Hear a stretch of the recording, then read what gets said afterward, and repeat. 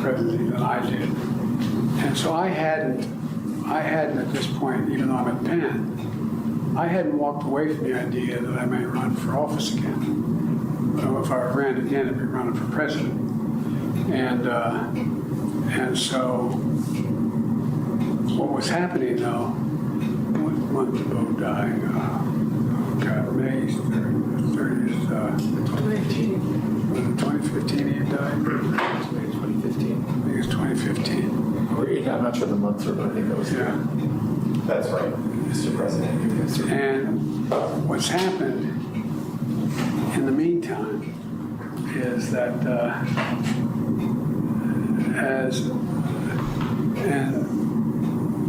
Trump gets elected in November of 2017? 2016. All right. So, why do I have 2017 here? That's when you left office, January of 2017. Okay. But that's when Trump gets sworn in. Right. January. Right. Correct. Okay. Yeah. The elections happening. And in 2017, Bo had passed, and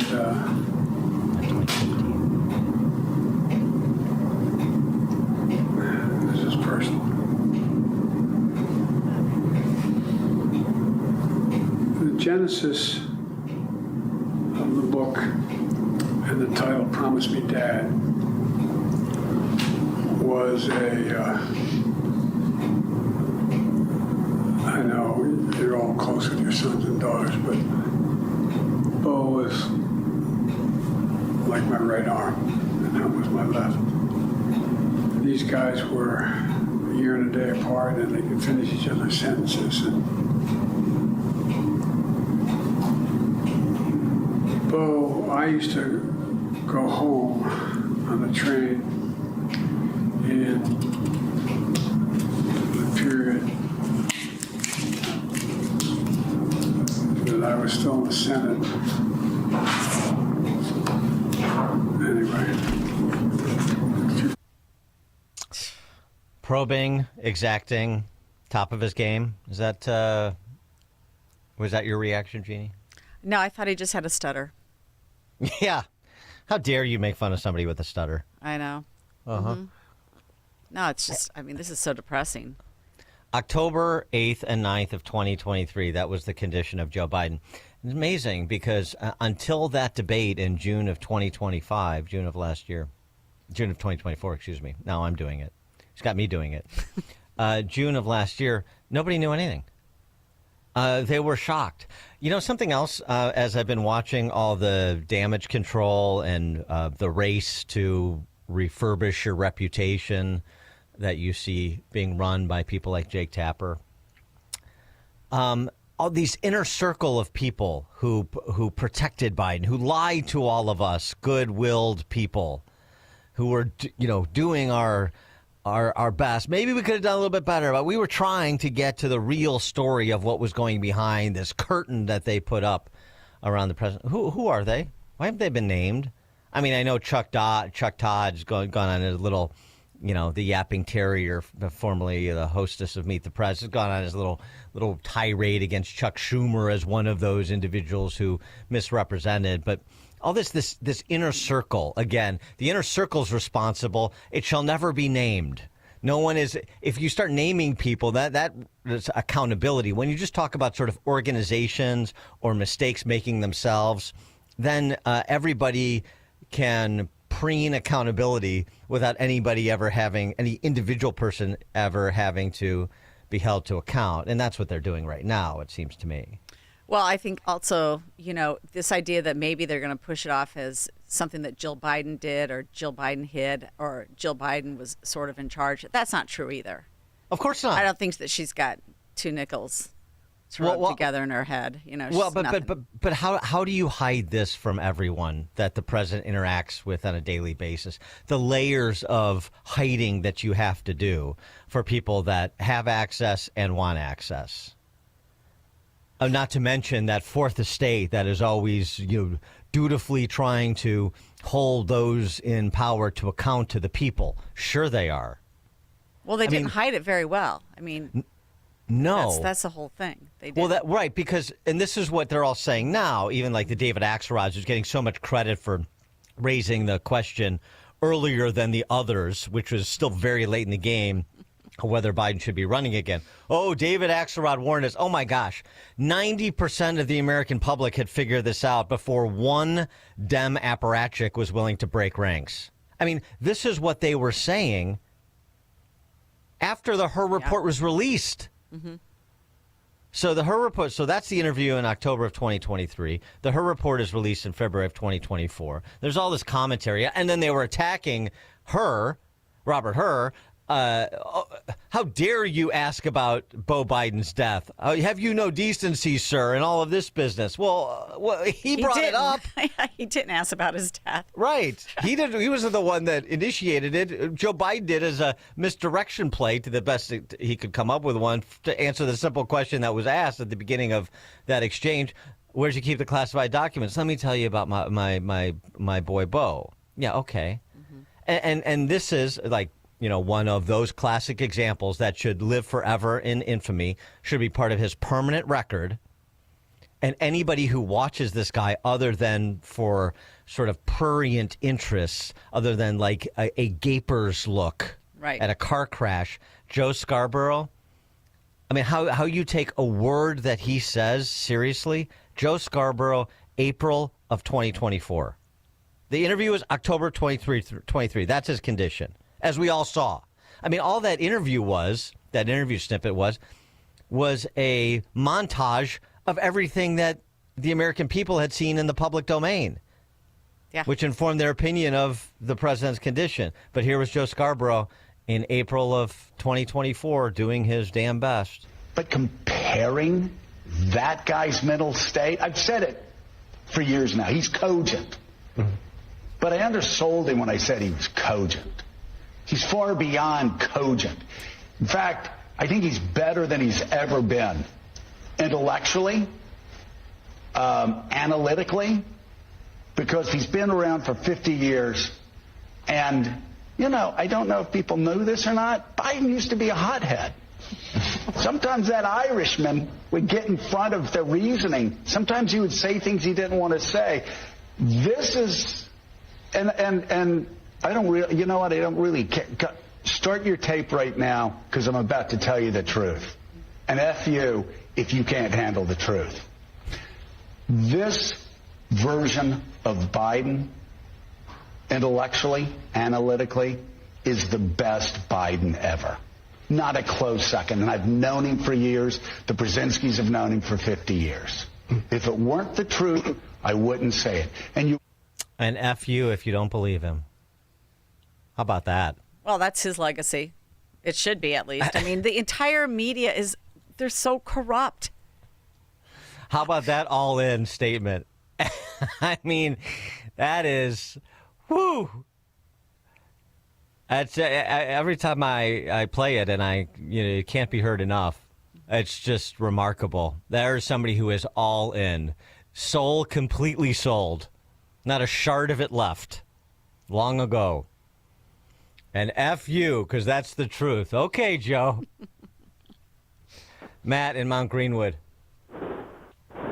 Hey, good morning, Dan. I just picked up my jaw after listening to that snippet about Scarborough.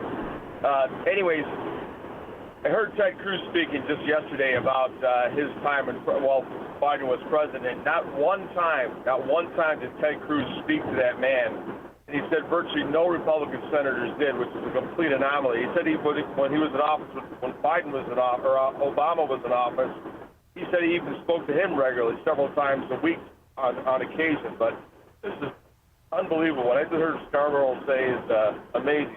Have a good day, folks. Thanks for the call, Matt. Yeah, well, I mean, that's why I just want an accounting from them. Give us your accounting of who the bad faith actors were. Jake, since you wrote a book about it, get your buddy Alex Thompson in the room from Axios too. The spokeshumans, Psaki and KJP. Yep. I mean, they had Ron Klain, chief of staff. They had to have access to him. Susan Rice. Yeah. Name names, right? Isn't that what the press is supposed to do? They're not the press. They're a publicist. Yeah, they're the for the comp White shop. House. No, I hear you. And they continued on, and now, of course, we get another shoe to drop, concurrent to this audio clip from her interview being released, and that is that Joe Biden has a very aggressive form of prostate cancer. And that's terrible. I'm very sorry to hear that. I don't wish cancer on anybody. I don't wish death on anybody. That's what the 8647 crowd does. But the timing of this, we'll talk about it at 5:38. Take more of your calls. 312-642-5600. Turnkey.pro answer line. Jeannie Ives in for Amy. Back at 5:38. Now it's time for the news.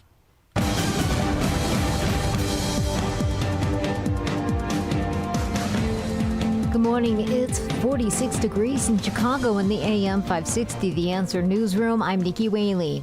FBI Director Kash Patel says the agency will leave its Washington, D.C. headquarters. We want the American men and women to know, if you're going to come work at the premier law enforcement agency in the world, we're going to give you a building that's commensurate with that. And that's not this place. This FBI is leaving the Hoover building because this building is unsafe for our workforce. According to Patel, the 1,500 employees will leave the J. Edgar Hoover building on Pennsylvania Avenue because of its conditions and will be relocated to locations across the country. However, the FBI director did not share a time frame for the move or the Bureau's new headquarters location. Former President Biden has an aggressive form of prostate cancer that has spread to his bones. The cancer appears to be hormone sensitive, which allows for effective management. The statement said the former president and his family are reviewing treatment options.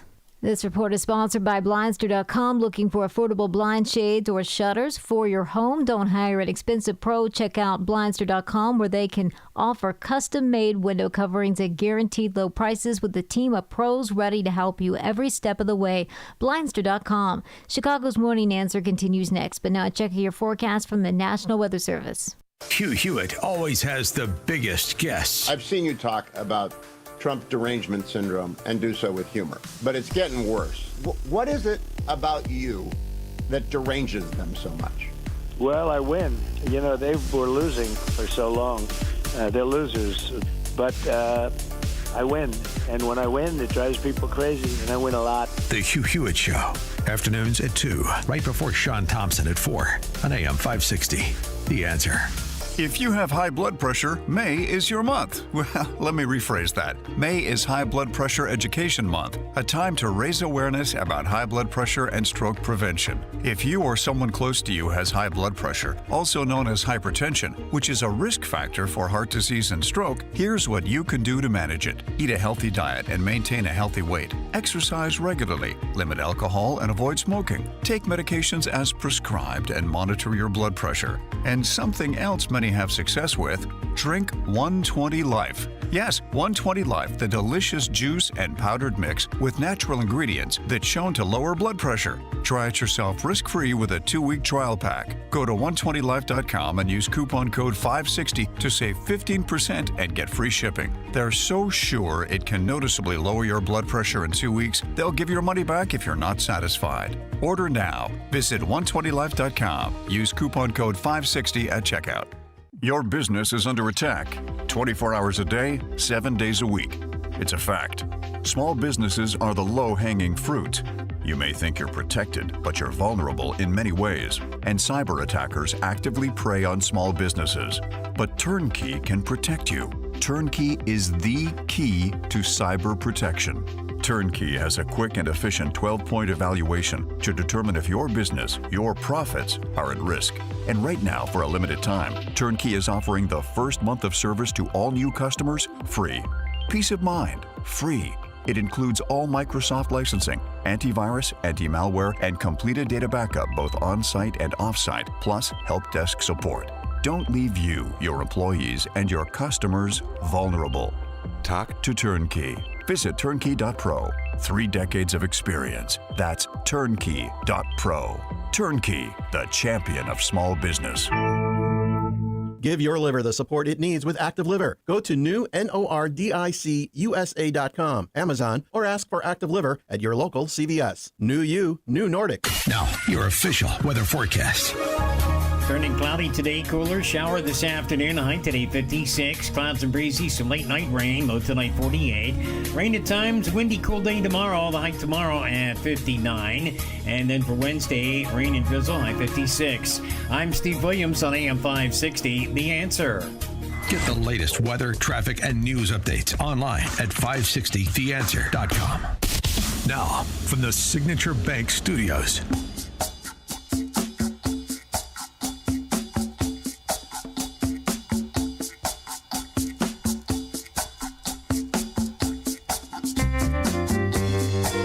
Top of the morning, Dan, and in for Amy this morning, Jeannie Ives. We were talking about the ongoing damage control by the press corps to cover for their covering of the big guy over, well, the last 4 years, frankly.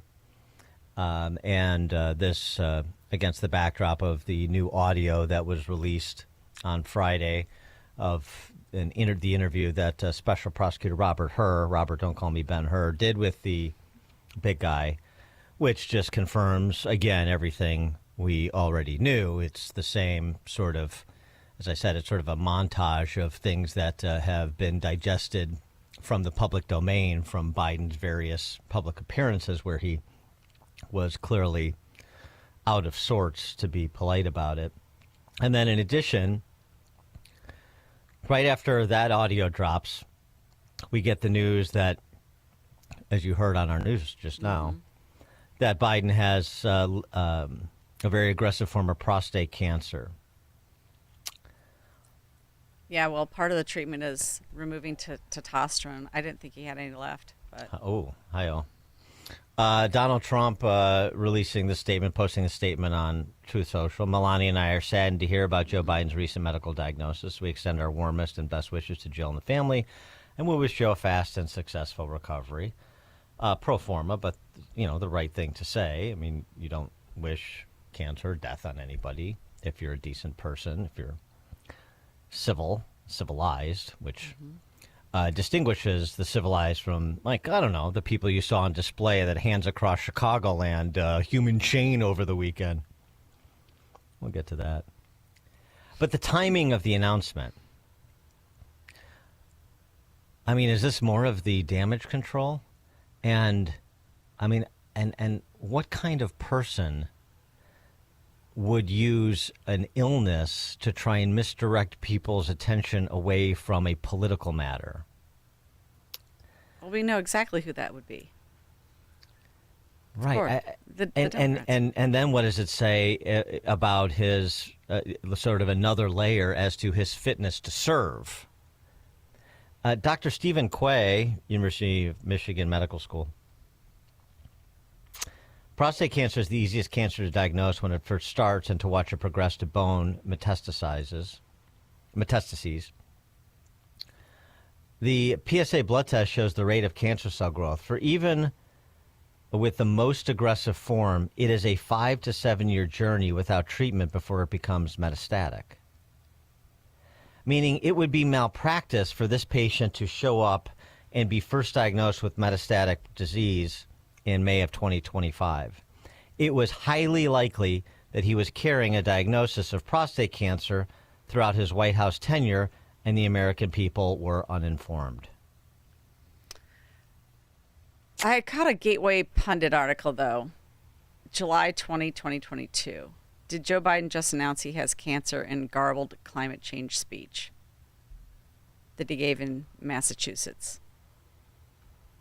He was quoted as saying, and my mother drove us, and rather than us being able to walk, and guess what? The first frost you knew, it's Joe Biden speaking, of course, knew it was happening.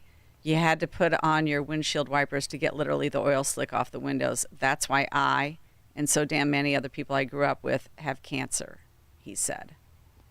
He said that at a speech in 2022. Interesting. A Freudian slip. Mm?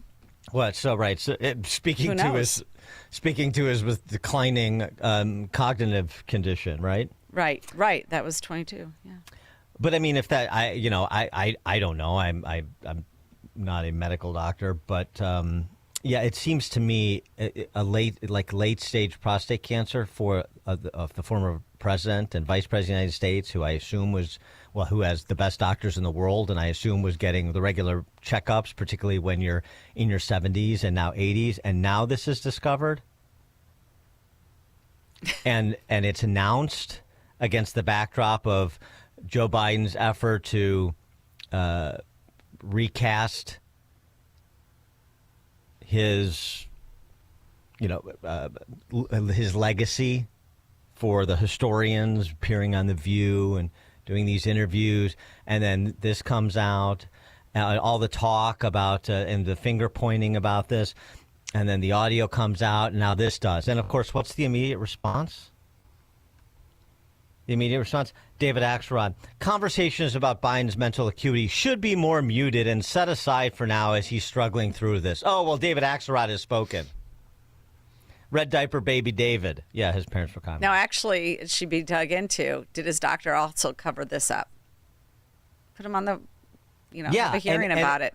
And is this orchestrated, telling the American people now because of the last 2 weeks of finger pointing, Biden's, continued flopping around on television shows, and then the her audio? Now we drop this. Let's cut it off. I mean, again, I'm not taking the diagnosis. I'm not criticizing the diagnosis or suggesting anything about wanting him to get better and live as long as he can. But I'm just saying you have to look at this through a political lens, or you'd be incredibly naive. Well, everything they do is for a political nature. So, I mean, I think everybody thinks this is suspect. Jay in Lake Geneva. I mean, wow, there's so much to say. I mean, you're right, Dan. The timing is so bizarre and very interesting indeed. This guy, over about 50 years of his life, the corruption, the stuff he's gotten away with, the things he did for his brothers and his son, it's just amazing. And how the media, most of the TV media, just covered all that up.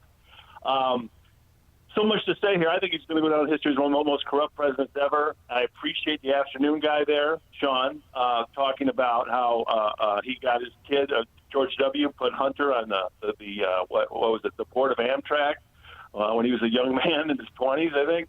How one of the brothers, that was James, got an Iraq deal to build something in Iraq. So, to study this guy and his career, it is amazing. Great to see Durbin and Schakowsky and these others, not going to seek re-election. All roads, but this is a good thing for all of us, right? All roads lead to the grave, folks. So we got to remember this as we all go forward each and every day of our lives. And again, just one more thing, the Democrats, how ironic. They say democracy. They don't believe in democracy at all. They could have had a whole different ticket last year, and they did it the last second, right? But they could have had one. They could have had a primary season, and who knows if they're full of Trump's derangement syndrome, maybe there could have been a different outcome. Not saying that's what I would want it, but it could have happened. Thanks for the call, Jay. Bob in Buffalo Grove. Good morning, Dan, and great to hear you again, Jeannie. That's somewhat dear to me because I've been following it, and I have it. And 10 years ago, they started monitoring it. And why they discovered it now is beyond me.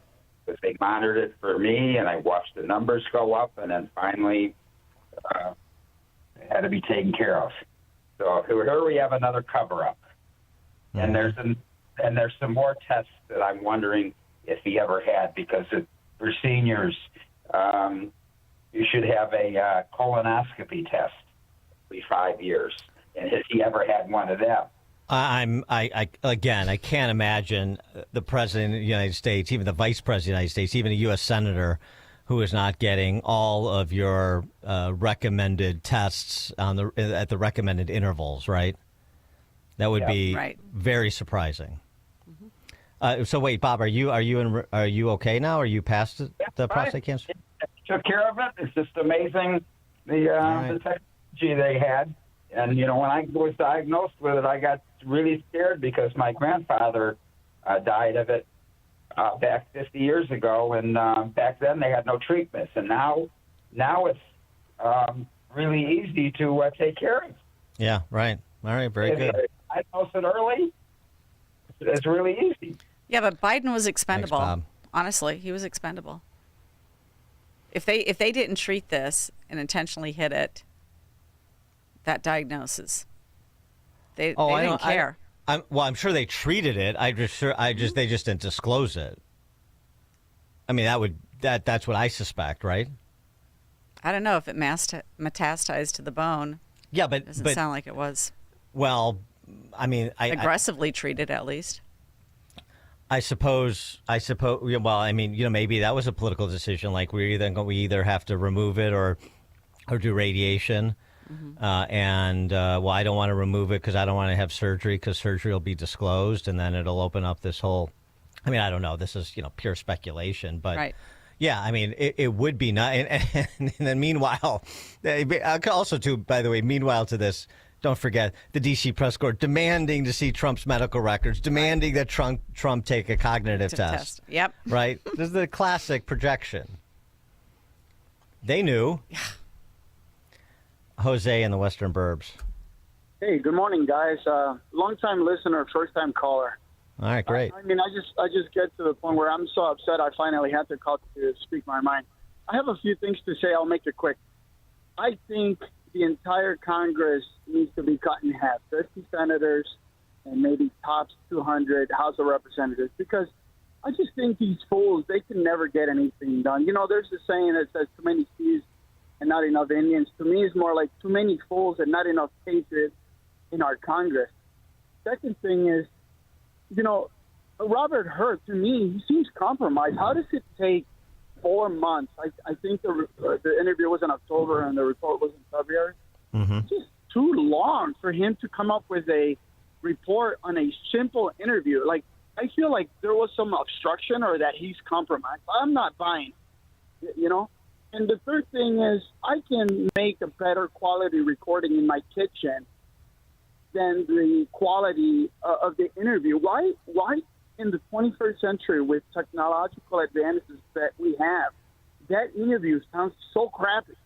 Why is the quality so bad? Well, because the rich aren't paying their fair share in taxes, so they can't afford proper recording equipment there in the special prosecutor's They don't office. have an iPhone. Yeah, right. Thanks for the call, Jose. Appreciate it. I think Hur is compromised in a different way. I think he was compromised by sort of the institutional inertia against doing anything vis-a-vis Biden. And we talked about this at some length when it went down, and he came up with the rationale that he wasn't going to pursue criminal prosecution because Biden was a well-meaning old man with a faulty memory, and the jury would have been sympathetic, and so he didn't think he could secure a conviction. Boy, that is a pretty interesting bootstrapped example of prosecutorial discretion for the benefit of the man who occupies the most powerful office in the world. Yeah, but particularly against the backdrop of what you're doing to his political, what the system is doing to his political opponent. That to me was him falling in line with the system, and where the system decided it was going to use its weight, and where the system, as a sword, and where the system decided it was going to use its weight as a shield.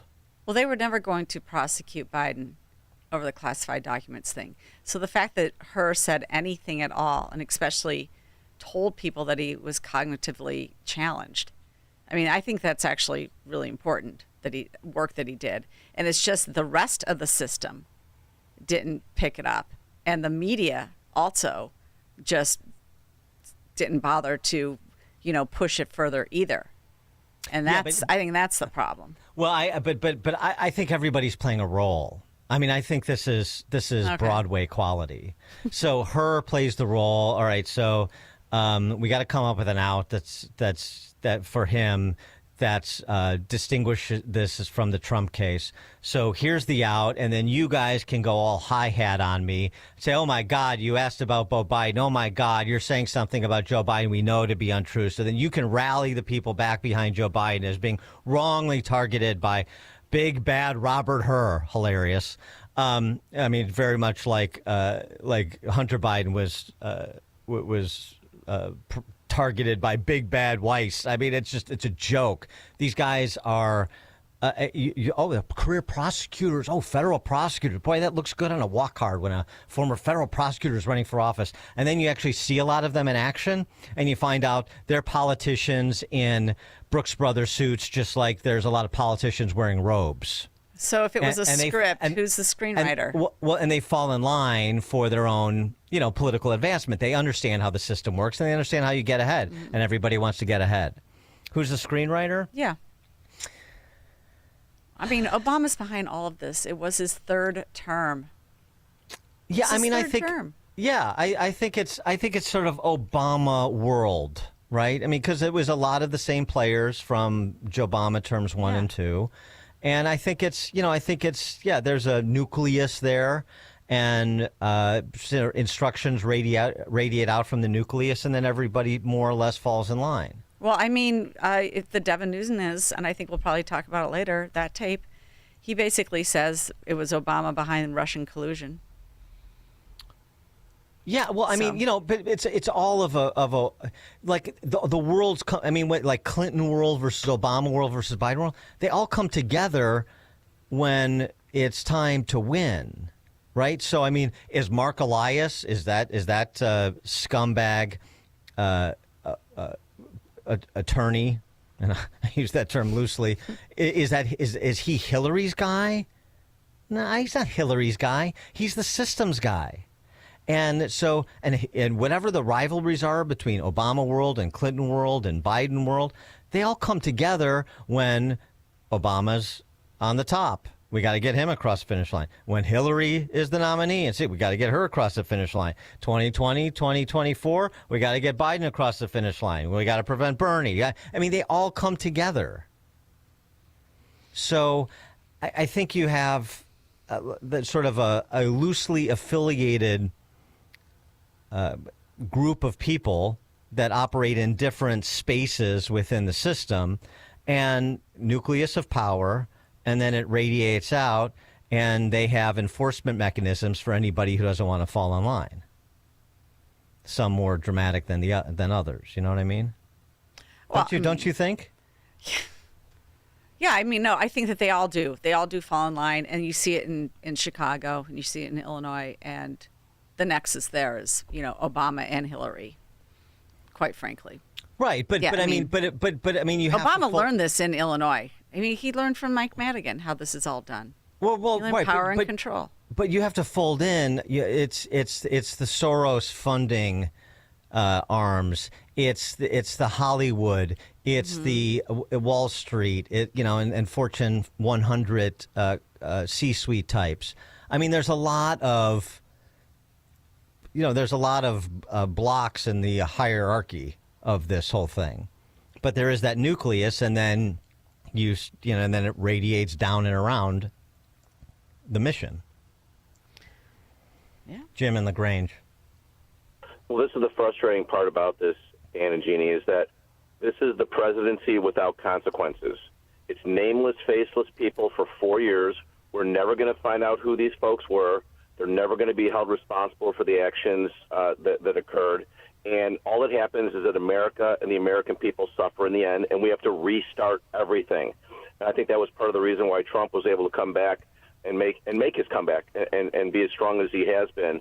But again, without consequences to the actions, it's meaningless. Something has to happen, and it's just not going to. You see it again. Everything's starting to fade away, and the machine kicks back in again, and we're on to the next topic. So it's unfortunate, but thanks. Have a great day. Thanks, Jim.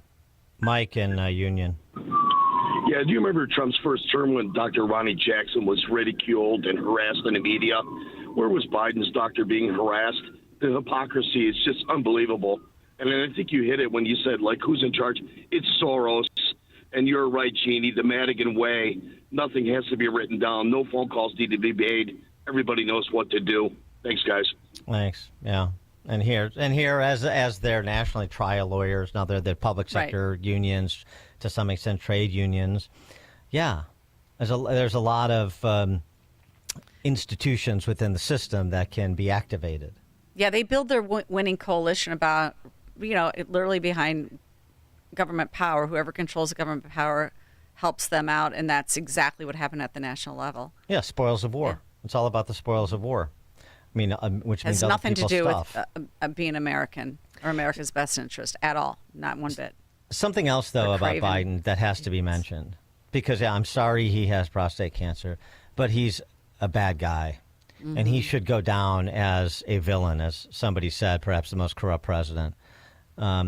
He really is. His entire 50 years in D.C., I mean, the self-dealing at the end that Peter Schweitzer documented that was referenced earlier with James and Hunter and everybody in the family getting a check a couple generations down. His entire political career was predicated on a lie. And then there's just more lies after lies. And I don't mean white lies. I mean complete fabrications.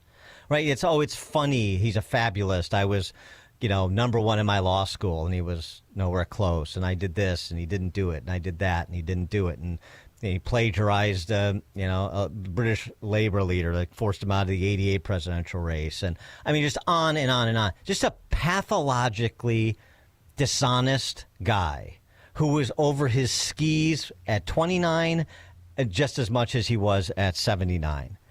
He's just a parasite. And I mean, for example, the tragic death, just a reminder, the tragic death of his first wife and daughter.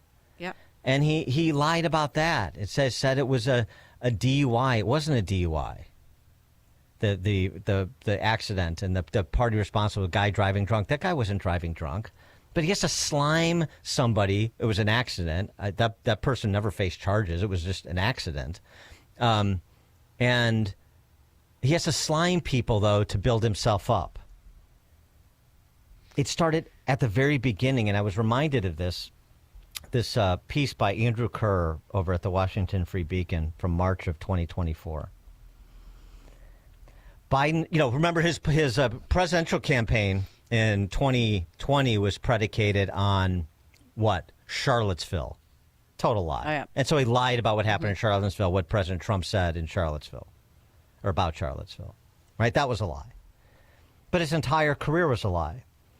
Fresh out of law school, working as a clerk at a high-powered Wilmington, Delaware law firm, Biden was tapped to defend a construction company sued by a 23-year-old welder who, this is Biden's telling of the story, lost part of his penis and one of his testicles to a fire that broke out when he was working inside a chimney at a Delaware City plant. Thanks to Biden's shrewd legal defense on the construction company's behalf, the injured man lost his case. Biden, quote, I wrote this memo and son of a bitch, it prevailed. That's what Biden told her in the interview. And I looked over at that kid and I thought, son of a bitch, I'm in the wrong business. I'm not made for this.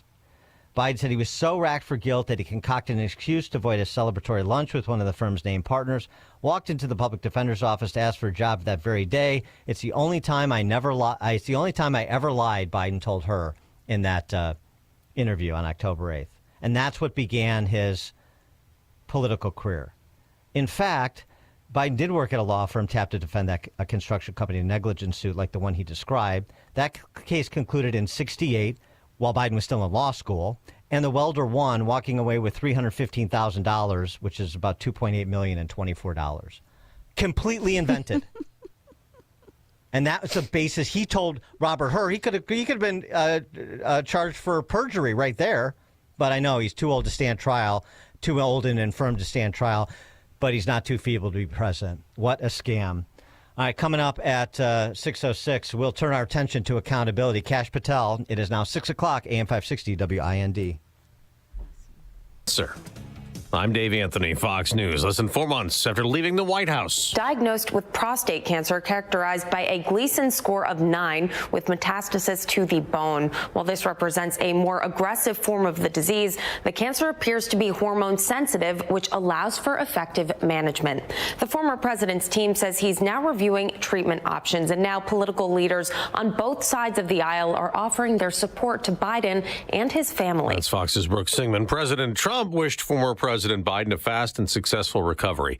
A few hours from now, the president will have phone calls with Russian leader Vladimir Putin and then Ukraine's President Volodymyr Zelensky trying to end their war. U.S. Ambassador to NATO Matt Whitaker just told Fox. I think President Trump is uniquely positioned to get a deal done if a deal is to be had. There is no end to Israel's war against Hamas. Its military issued an evacuation warning today to residents in Gaza's second largest city after more deadly airstrikes over the weekend. Israel is going to allow food to be sent into Gaza over starvation concerns after recently blocking food and aid deliveries. The House Budget Committee last night advanced what President Trump calls one big, beautiful bill. Speaker Mike Johnson says you're going to have historic savings for the American people, historic tax relief for American workers, historic investments in border security. Though 4 Republicans who voted present, not yes, still pushing for more spending cuts. Democrats warn the GOP cuts to Medicaid will take health coverage away from Americans in need. The manhunt continues in Louisiana for 7 escaped prisoners. If anybody harbors them, if anybody aids them, and we find out, we will arrest you. That's Governor Jeff Landry. 3 others were captured Friday after breaking out of the Orleans Justice Center. America's listening to Fox News.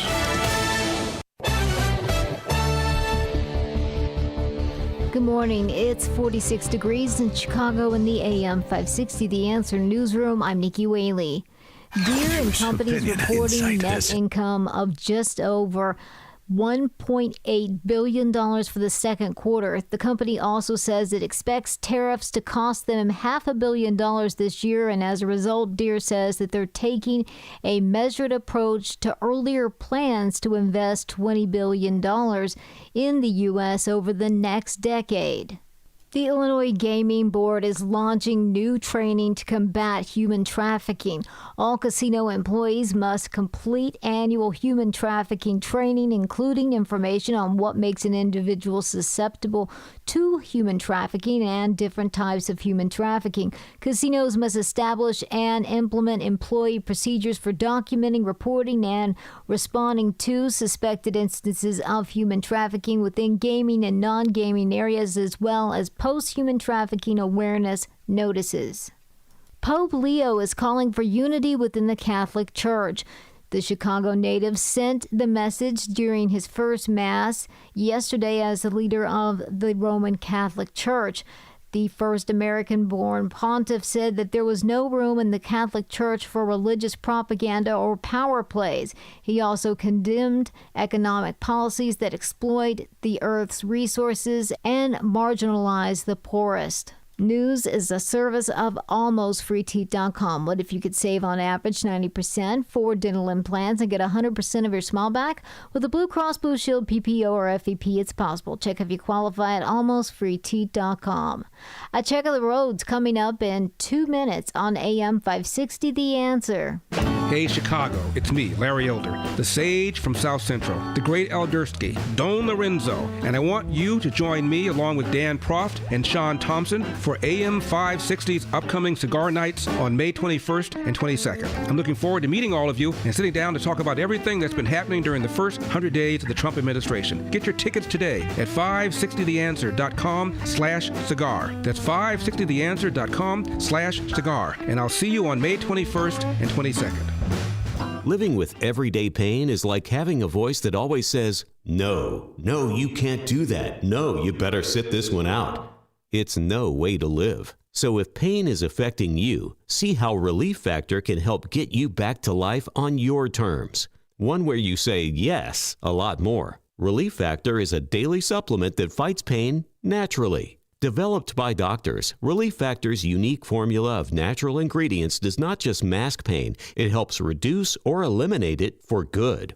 Whether it's your back, neck, joints, or muscles, Relief Factor can help you, as it has for so many others. So call 1-800-4RELIEF and give Relief Factor's 3-week quick start a try. It's only $19.95, less than $1 a day to get your life back. Just go to relieffactor.com or call 1-800-4RELIEF. That's 1-800-4-RELIEF. And see how you can say yes to more of everything you want. Frondel Max Vex Delando. Why are you dressed like a wizard? Because the Brooklyn cabinet at Penny Mustard reminds me of the hallowed halls of a faraway magical campus. That curved top is pretty enchanting. Curvalosa Wizarmundo. And with all the configurable options, you get to work your magic. Configurabulus Maximus. The bewitching Brooklyn cabinet. American-made with locally sourced lumber and built to last for generations. Starting at $43.78 at Penny Mustard. 7 locations throughout Chicagoland. PennyMustard.com.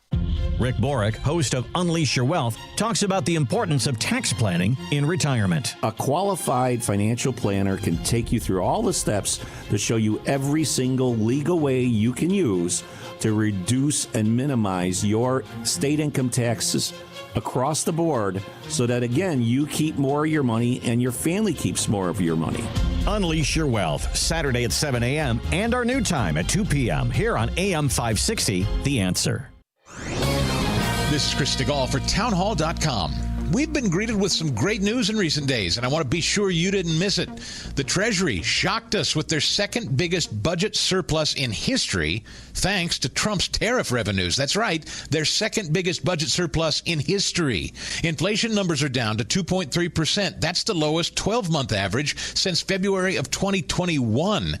That number is well below expectations and holding at the slowest pace in years, says Bloomberg. And as far as grocery prices are concerned, those are down as well. The biggest monthly decline in prices in almost 5 years. And then you look at the stock market. The S&P 500 turned positive for the first time since February. The Dow is roaring too. The folks at J.P. Morgan have dialed back their forecast for a recession, with expectations now below 50%.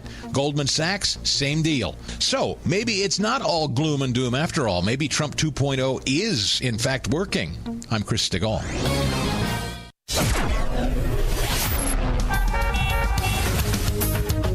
Team Hochberg Traffic Center from the Edens inbound from Lake Cook to Montrose, 15 minutes.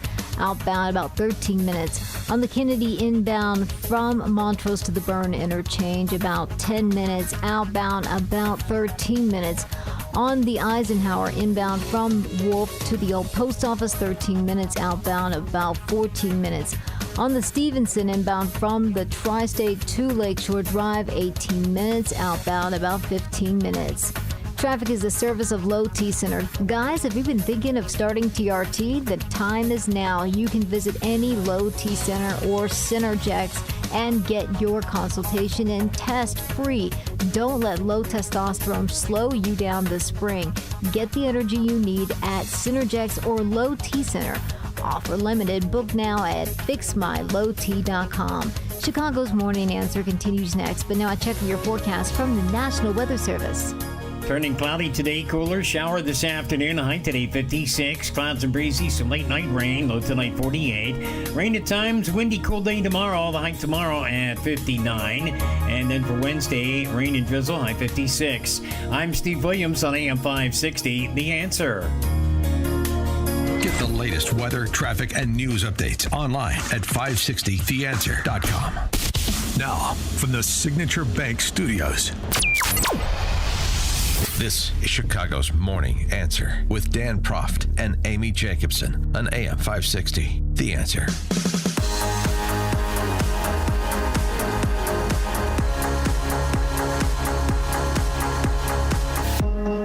Top of the morning, Dan. And in for Amy this morning, Jeannie Ives, former state legislator, gubernatorial candidate, now the principal at breakthrough-ideas.com. And hosted The Real Story with Jeannie Ives Sundays on these airwaves. Jeannie, we were talking about President Biden's decline in prostate cancer diagnosis, or at least the announcement of his prostate cancer diagnosis last hour. Let's turn our attention locally to somebody who actually is at the top of his game. That would be BLM Brandon, Chicago's mayor. That's very forthright, personal, vulnerable interview he gave Fran Spielman at the NPR Times state-run media the other week, reflecting on his first 2 years, in which he said, I could have done a better job marketing our successes. That's the only thing missing The only piece missing to completing this mosaic of bigger, better, brighter, ballsier Chicago, or whatever he says. Better job marketing. So what is he doing? He's getting out there and marketing his successes and his vision. Yep. It's visionary. BLM Brandon was at the Apostolic Church of God in Woodlawn over the weekend, South Side. No concern about politics from the pulpit there. Please take judicial notice, Catholic Church. That's right. And he's got big dreams, does BLM Brandon. We can be the safest, most affordable big city in America. My vision for the city moving forward, we're going to repopulate the west and south sides of Chicago. We're going to educate our children. We're going to create opportunities for entrepreneurial growth. We're going to build the most affordable, safest big city in America, and we're going to do it together. Yes. Finally, somebody said it.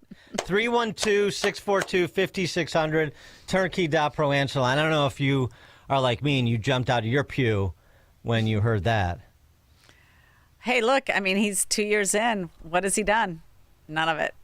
Not a single bit of it. It's gotten worse under BLM Brandon. And that's saying a lot. Lori Lightfoot was a disaster, too. But no, the city's on the verge of bankruptcy. They have nowhere to go, and they can't go to Springfield either. Verge of bankruptcy. We've heard those dire predictions before. I'll have you know that, he's going to lose the Bears, or the Bears are going to move to Arlington Heights under his watch, but that was already a done deal under triple threat, so you can't blame him. We had the a 50-year low when it came to murders in April of this year, when it came to comparing Aprils to Aprils going back 50 years. So that's not nothing, huh? And he also made mention at this sit-down in front of this church, the congregants, that he's putting black people first for jobs and contracts. And that's not nothing either. Prime construction contract at O'Hare under my administration. It's the first black prime construction worker company to have a prime contract anywhere in the United States of America. And that's critical, not just for BOA Construction, but for the lives that he's going to transform because he's hiring them. But it's also critical for other major construction companies or mid-sized construction companies that are black-owned to know that there is a mayor who sees them and is going to work hard to ensure that whether you're developing homes, whether you are, looking to help take advantage of the opportunities through aviation, whether it's entrepreneurship to provide a service, that there are resources available for you in the city of Chicago. And one thing that I know for sure that I have to do over these next 2 years, every single dime that our people have been robbed of, I want to make sure that that is returned threefold. Because black contractors, if you always feel like somebody's watching you, excuse my Rockwell, it's because he is. BLM Brandon, he's got his eyes on you. Well, look, I mean, this is no different. Springfield's the same way. You get the university presidents in front of you, and the first thing that's asked of them is, what's your minority spend? We have a goal of like 28% of contracts go to minorities. Where are you at? He didn't say minorities, but BLM Brandon, he's more specific, just blacks. All right, blacks. Yeah, blacks. Blacks only. He's racist. 312-642-5600, turnkey.pro answer line, 64636DA, turnkey.pro text line. He just wants to return the money that was stolen from black contractors. I'd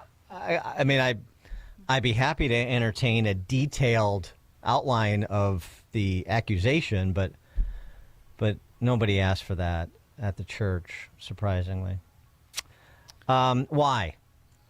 You say, Dan, why shouldn't blacks be put first after, the honkies had their run for so long?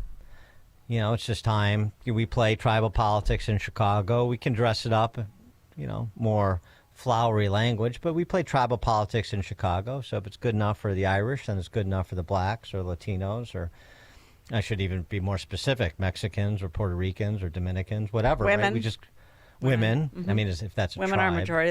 They're still a minority. Yeah, but I mean, tribe to tribe, and why black specifically? It's not just because he's black. It's because he recognizes something that is unique about black people, and he was happy to share that. Some detractors that will push back on me and say, the only thing that the mayor talks about is the hiring of black people. No, what I'm saying is when you hire our people, we always look out for everybody else. We are the most generous people on the planet. I don't know too many cultures that have play cousins. That's how generous we are. We just make somebody a family member, right? That's just how we are. And so business and economic neighborhood development, the deputy mayor is a black woman. Department of Planning and Development is a black woman. Infrastructure deputy mayor is a black woman. Chief operations officer is a black man. Budget director is a black woman. Senior advisor is a black man. And I'm laying that out because when you ask how do we ensure that our people get a chance to grow their business, that's how. Well, yeah, they're so generous that, the Obama Center is behind, and part of that has to apparently do with a big lawsuit based off a diversity hire, racial hire. And, he's suing $40 million, saying that he's being sued, himself sued, because for shoddy work. But, But who talks like that? I don't know. Black people, no Are white generous. people, no Latinos, no Norwegians are the most generous people on earth. And so when we get special treatment, it's okay because we take care of everybody else, unlike every other race. So every single person, do I really need to explain this? It's remarkable to listen to someone talk publicly like this. I mean, this is sort of,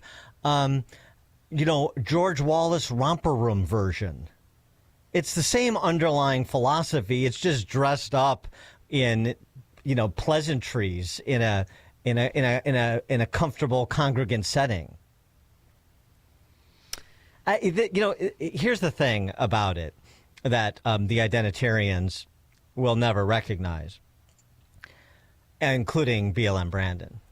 The reason that he's at 6% or 10 or 15, whatever, the reason that he is way, way, way underwater and has very little prospect of re-election 2 years from now, barring some sort of anomalous 20-person primary where he can eke out into a runoff with, 8% of the vote and perhaps be fortunate to face Paul Vallis or something again. That's he's got to draw the most inside of inside straights. But the reason that is the case is not because of violent crime. It's not because of terrible schools. It's not because of residents and businesses leaving. It's not even because of sort of general incompetence. It's not because of the graft closet. It's because of the way he talks about race. He's good. He tells the same beautiful lies that many mayors before him have been telling, at least since Richie J. Daley. Actually, probably since Byrne. Since Bolandic. Yeah. But you get the he tells the same, but except when it comes to race, because Chicago is the most de facto segregated city in the country, or it's right up there. But you can't talk about race that way, because the other beautiful lie that Chicagoans tell themselves is that we're a people that are going to do things together. We're going to come together. We're going to spread the wealth. We pick up our brother. We transcend race. We don't. It's a beautiful lie that we tell each other because we don't want to confront all the disparities. And particularly, we don't want to confront the sources of those disparities, where those disparities emanate from. So he is playing racial politics into a headwind with at least 2/3 of the rest of the city, and frankly, including a lot of black voters, particularly some of the people that have gotten tired of the plantation politics of black politicians, like our friends at Flip Chicago Red. But that's the reason. Don't think it's about the Safety Act or the teachers union or anything else, because that we've all seen that from white, black mayors. Doesn't matter. It's the way he talks about race. But Dan, look, there's still a racial grievance culture, even among the blacks who are complaining about BLM Brandon. Oh, I understand that. You know, they still are into that they're racially discriminated against, that it's all about race with them. So, I understand. You're not going to get a whole lot different. They have a reparations committee. I know. They have one at the state level too, for that matter. No, I get that, particularly from the politicians. But but I'm even saying with Chicago Flips Red, it's still a racial grievance culture. There is something to that, but that is not what defines them in terms of their political orientation. I think there's a lot of people, that probably say now maybe it doesn't. Yeah, but I think there's a lot of people who say, we should get this or we should get that. And I mean, I had this, you know George from Will County. Yes. And so I had this argument with him, and he's a conservative Republican. Yep. But so the point is, there is a growing disconnect, particularly as you get younger demographically, in some of these minority communities, between what you hear from the old guard, race hustling politicians and preachers, for that matter, and what they're actually thinking about leaders like Brandon Johnson. But the way he tackles racial politics, I think, is tone deaf, even for those who are weaned on and oriented to that race grievance culture. And I mean, because how else do you explain his numbers? Yeah, no, Really? I agree with you. 312-642-5600, turnkey.pro answer line. I just don't know that it gets better until people understand that we've got to stop talking about race. We just got to talk about policies in general. And they're not there yet. They're not the other side. Yeah, counting by race. And to the extent you want to count by race, okay, well, let's count by race. And how are blacks, this is a conversation we had with Ted Dabrowski last week. We've got all the data. I mean, it's so how you explain this to me, black residents of Chicago. I mean, black residents of Chicago are doing worse than black residents in 15 other major cities that were looked at. And those cities are governed by Democrats, identitarians, similar policies, certainly similar policy disposition, and actually, big blue cities in red states, they're doing even better than those blue cities and blue states that are still doing better than Chicago. So what's unique about Chicago? Maybe at some point, after 100 years of uninterrupted governance, you say, gosh, the people we elected here, how is it going for us? Well, we'll tell you, the data couldn't be more overwhelming. It's going terribly for you, relatively speaking. And there's something unique about Chicago and unique about Illinois. And this gives you like the Chicago Flips Red or Flip Chicago Red groups and things like that. But I agree, it's a long road to hoe. Yeah, I mean, I hope that they're successful. I hope that they do change voters' minds, and that there's a difference that we see electorally. But I'm not convinced. Well, but the other thing is, like, where are they hearing this argument, other than on this show or at Breakthrough Ideas? And we just don't have a big enough audience or a big enough presence in these communities, so they hear our arguments at a Sunday service rather than BLM Brandon's, or at least hear them side by side. Well, and we also have to have candidates. And we talk credible about candidates, right, that they can actually choose from. I mean, Cory Booker on the South Side can't do.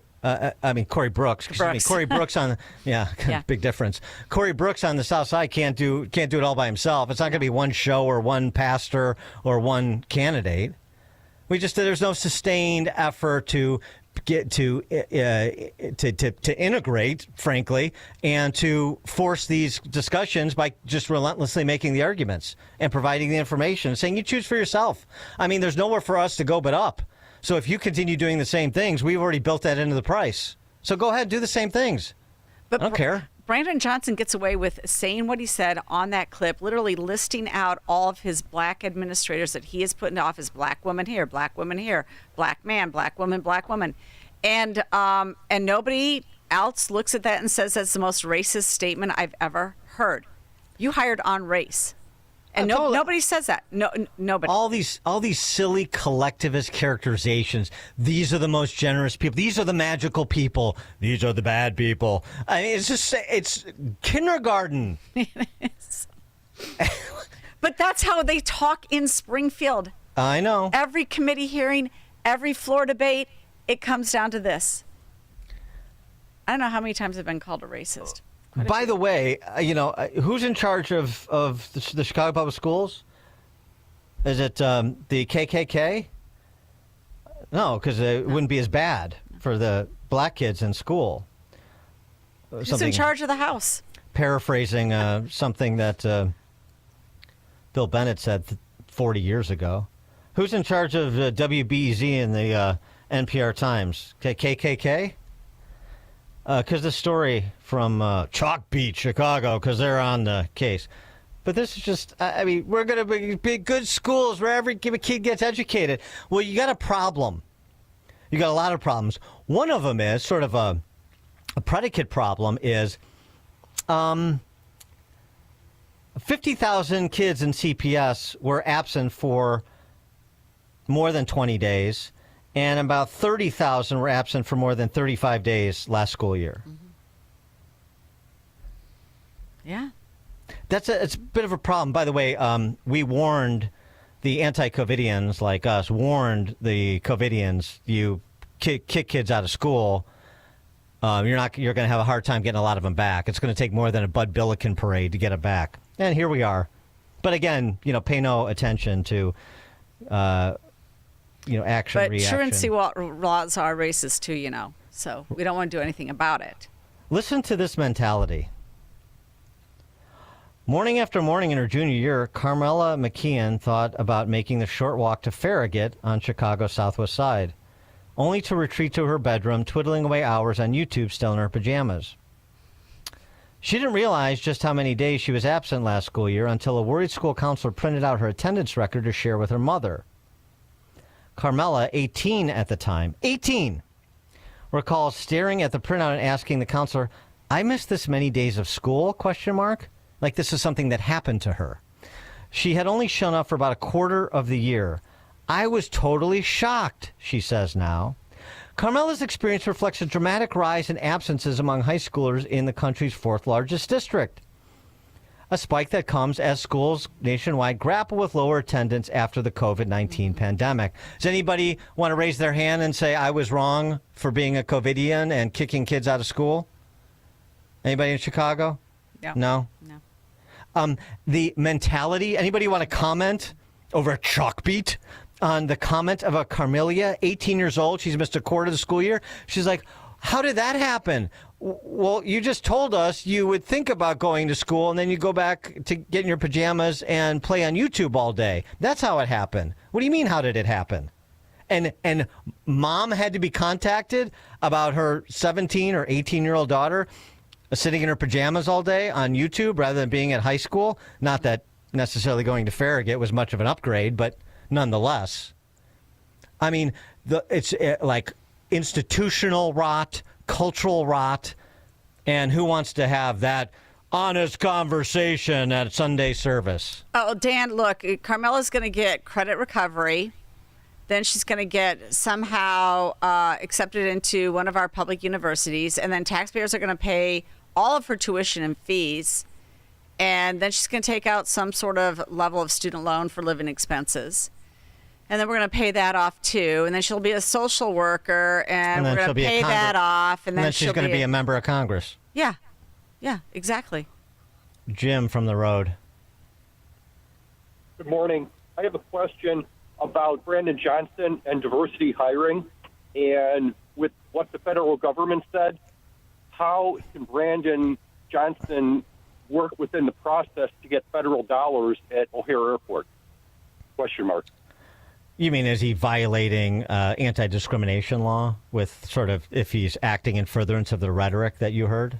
Yes, he is. Yes, he is.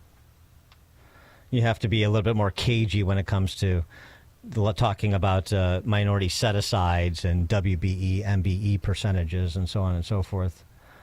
Greg in Jefferson Park. Hey, good morning, guys. You know, even in the more integrated neighborhoods, things are a disaster. I mean, you look at Albany Park, which is like the United Nations of Chicago, and it is not a safe community. There are no safe communities anymore. I mean, 2 weeks ago this morning, 7:30 in the morning, I hear 5 gunshots. An hour later when I came out after they had Long Avenue basically roped off looking for evidence, to find the shell casings, and they figured out it was a road rage incident. Fortunately, nobody was injured, but they come to find the guy used a .308 rifle in a road rage incident. Wow. Unbelievable. Absolutely unbelievable. Guys, have a good one. Thanks for the call, Greg. Mark in Oak Lawn. Dan, thanks for taking my call. 1 out of 10 black students can read efficiently at a normal level. Top officials in the Chicago Teachers Union, they send all their children to private schools. 75% of murders in Chicago are black on black, and the media like Channel 9 and 7, they never talk about any black on black murders. It's always about some police harassment or it's just Brandon Johnson is the ultimate identity politics guy. He doesn't care about anybody. The only card he's got left is the black vote, and he's lost that. But I think the blacks are going to wake up. We'll see. But herein lies the problem. They're going to wake up to what choice? They're going to wake up to a more buttoned down, measured version of Brandon Johnson. What, they're going to wake up to Ali G? They're going to wake up to John Kelly, some lobster combine reptile. I mean, some people don't even know who these names are that are considering running for mayor, but that's where you're hearing chatter from the elite classes that have a little scratch to throw into this because they've got some scratch on the line in terms of city business.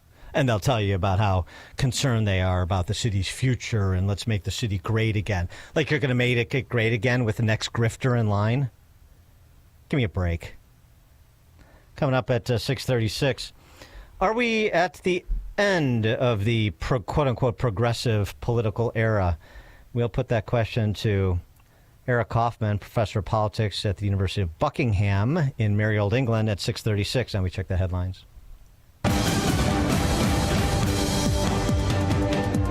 Good morning. It's 46 degrees in Chicago in the AM 560 The Answer newsroom. I'm Nikki Whaley. A major ratings agency is downgrading its credit rating of the U.S. Moody's Ratings cut the U.S. credit rating down a notch to AA1 from the highest AAA, citing a massive budget deficit coupled with high interest rates. But not to worry, says Treasury Secretary Scott Bessent, who appeared Sunday on NBC's Meet the Press. First of all, I think that Moody's is a lagging indicator. I think that's what everyone thinks of credit agencies. Moody's was the last to give the U.S. a perfect rating. The S&P and Fitch ratings lowered their ratings years ago. I'm Tammy Trujillo. Congress is advancing President Trump's big, beautiful bill. The budget and tax bill failed to get out of a GOP-led budget committee Friday, but advanced in a rare weekend vote Sunday by a 17-16 vote along party lines. The 4 Republicans who opposed the bill in committee on Friday voting present tonight. The package includes a major spending increase for immigration enforcement and the military, extensions to Trump's 2017 tax cuts, cuts to Medicaid, SNAP, and clean energy funding. GOP lawmakers are looking at changes that could make House passage more difficult this week. I'm Chris Coraggio. News is a service of Goldilocks, offering Chicagoland's state-of-the-art smart security systems to protect your home or business. AM 560 listeners receive 3 months of monitoring free with new installs. Get peace of mind by calling Goldilocks at 708-889-5600. Again, that's 708-889-5600. A check of the roads coming up in 2 minutes on AM 560 The Answer. Larry Elder describes Trump's first 100 days. I would give him an A+. The man has taken a meat cleaver to the size of government. Democrats don't even believe big government's a problem. The average Republican wants to take a pocket knife to a problem that requires a machete. And Elon Musk appears on that stage holding a chainsaw. I'm smelling what he's cooking. The Larry Elder Show. Weeknights at 8, right before Sean Hannity at 10 on AM 560. The Answer. Patrick was way behind on his IRS taxes. I was in way over my head. The total amount ended up being somewhere just over $30,000. $30,000. Then the IRS came to collect. Started getting letter after letter. A lien had been filed against me. They were going to basically hang me completely out to dry. He had to do something. That's when I reached out to Optima Tax Relief. Patrick's life quickly got a lot easier. It was very easy, pretty much hands off. They picked up the ball and ran with it. And how'd it go? I couldn't believe it. I had to ask 2 or 3 times. I saved an incredible amount of money. How does Patrick feel about Optima? Couldn't be happier. They definitely helped me. Optima Tax Relief, the best place to call. They're the best in the business. Do what Patrick did and call Optima Tax Relief for a free consultation. Call 800-965-1433. 800-965-1433. 800-965-1433. Optima Tax Relief. Testimonial from an actual client. Some restrictions apply. For complete details, please visit OptimaTaxRelief.com. This is a special alert during this window replacement season. Don't get tricked by the cheapest offers and gimmicky ads. Now's the time to see and feel the difference of high-performance windows from Valdecas. When it's time to consider new windows, siding, and doors for your home, you need to look no further. Sebastian Gorka here to tell you about Valdecas. Valdecas has been the trusted name chosen by thousands of homeowners, and they should be your number one choice too. But what's really behind the name Valdecas? Over 25 years of a team dedicated to providing you with the best customer service experience and products that truly bring value to your home. They are a Pella Platinum Elite Status certified contractor for a reason. They have an A+ rating with the BBB, as well as high ratings and positive reviews on both Google and Houzz. Schedule your free in-house consultation at valdecas.com. Ask about their exclusive manufacturer warranties and their 10-year workmanship guarantee. Don't wait. Book today at valdecas.com. For the best in class, it's Valdecas. Sign up for the AM 560 Answer Advantage to get early alerts on event ticket sales, special discounts, and contest opportunities. Sign up today at 560theanswer.com/advantage. Stop feeling embarrassed about thinning hair and start looking and feeling your best with Hair Grow by New Nordic. Available online at Amazon, Walmart.com, and NewNordicUSA.com, or at your local CVS. From the 2 Hopburg Traffic Center, from the Edens inbound from Lake Cook to Montrose, 15 minutes. Outbound, about 13 minutes. On the Kennedy inbound from Montrose to the Burn interchange, about 10 minutes. Outbound, about 13 minutes. On the Eisenhower inbound from Wolf to the old post office, 13 minutes. Outbound, about 14 minutes. On the Stevenson inbound from the Tri-State to Lakeshore Drive, 18 minutes. Outbound, about 15 minutes. This report is sponsored by Mattress Firm. Don't postpone better sleep. Shop Mattress Firm's Memorial Day sale now. Upgrade to a premium bed from a curated selection and take your rest to the next level. Don't miss out. Visit Mattress Firm today. Get matched. Sleep at night. Chicago's Morning Answer continues next. But now I check your forecast from the National Weather Service. Cloudy and cooler, a shower by afternoon, a high today only 56. Clouds and breezy, late night rain tonight, low 48. Rain at times, windy, cool day tomorrow, the high 59. Rain and drizzle Wednesday, the high 56. I'm Steve Williams on AM 560, The Answer. Get the latest weather, traffic, and news updates online at 560theanswer.com. Now, from the Signature Bank Studios.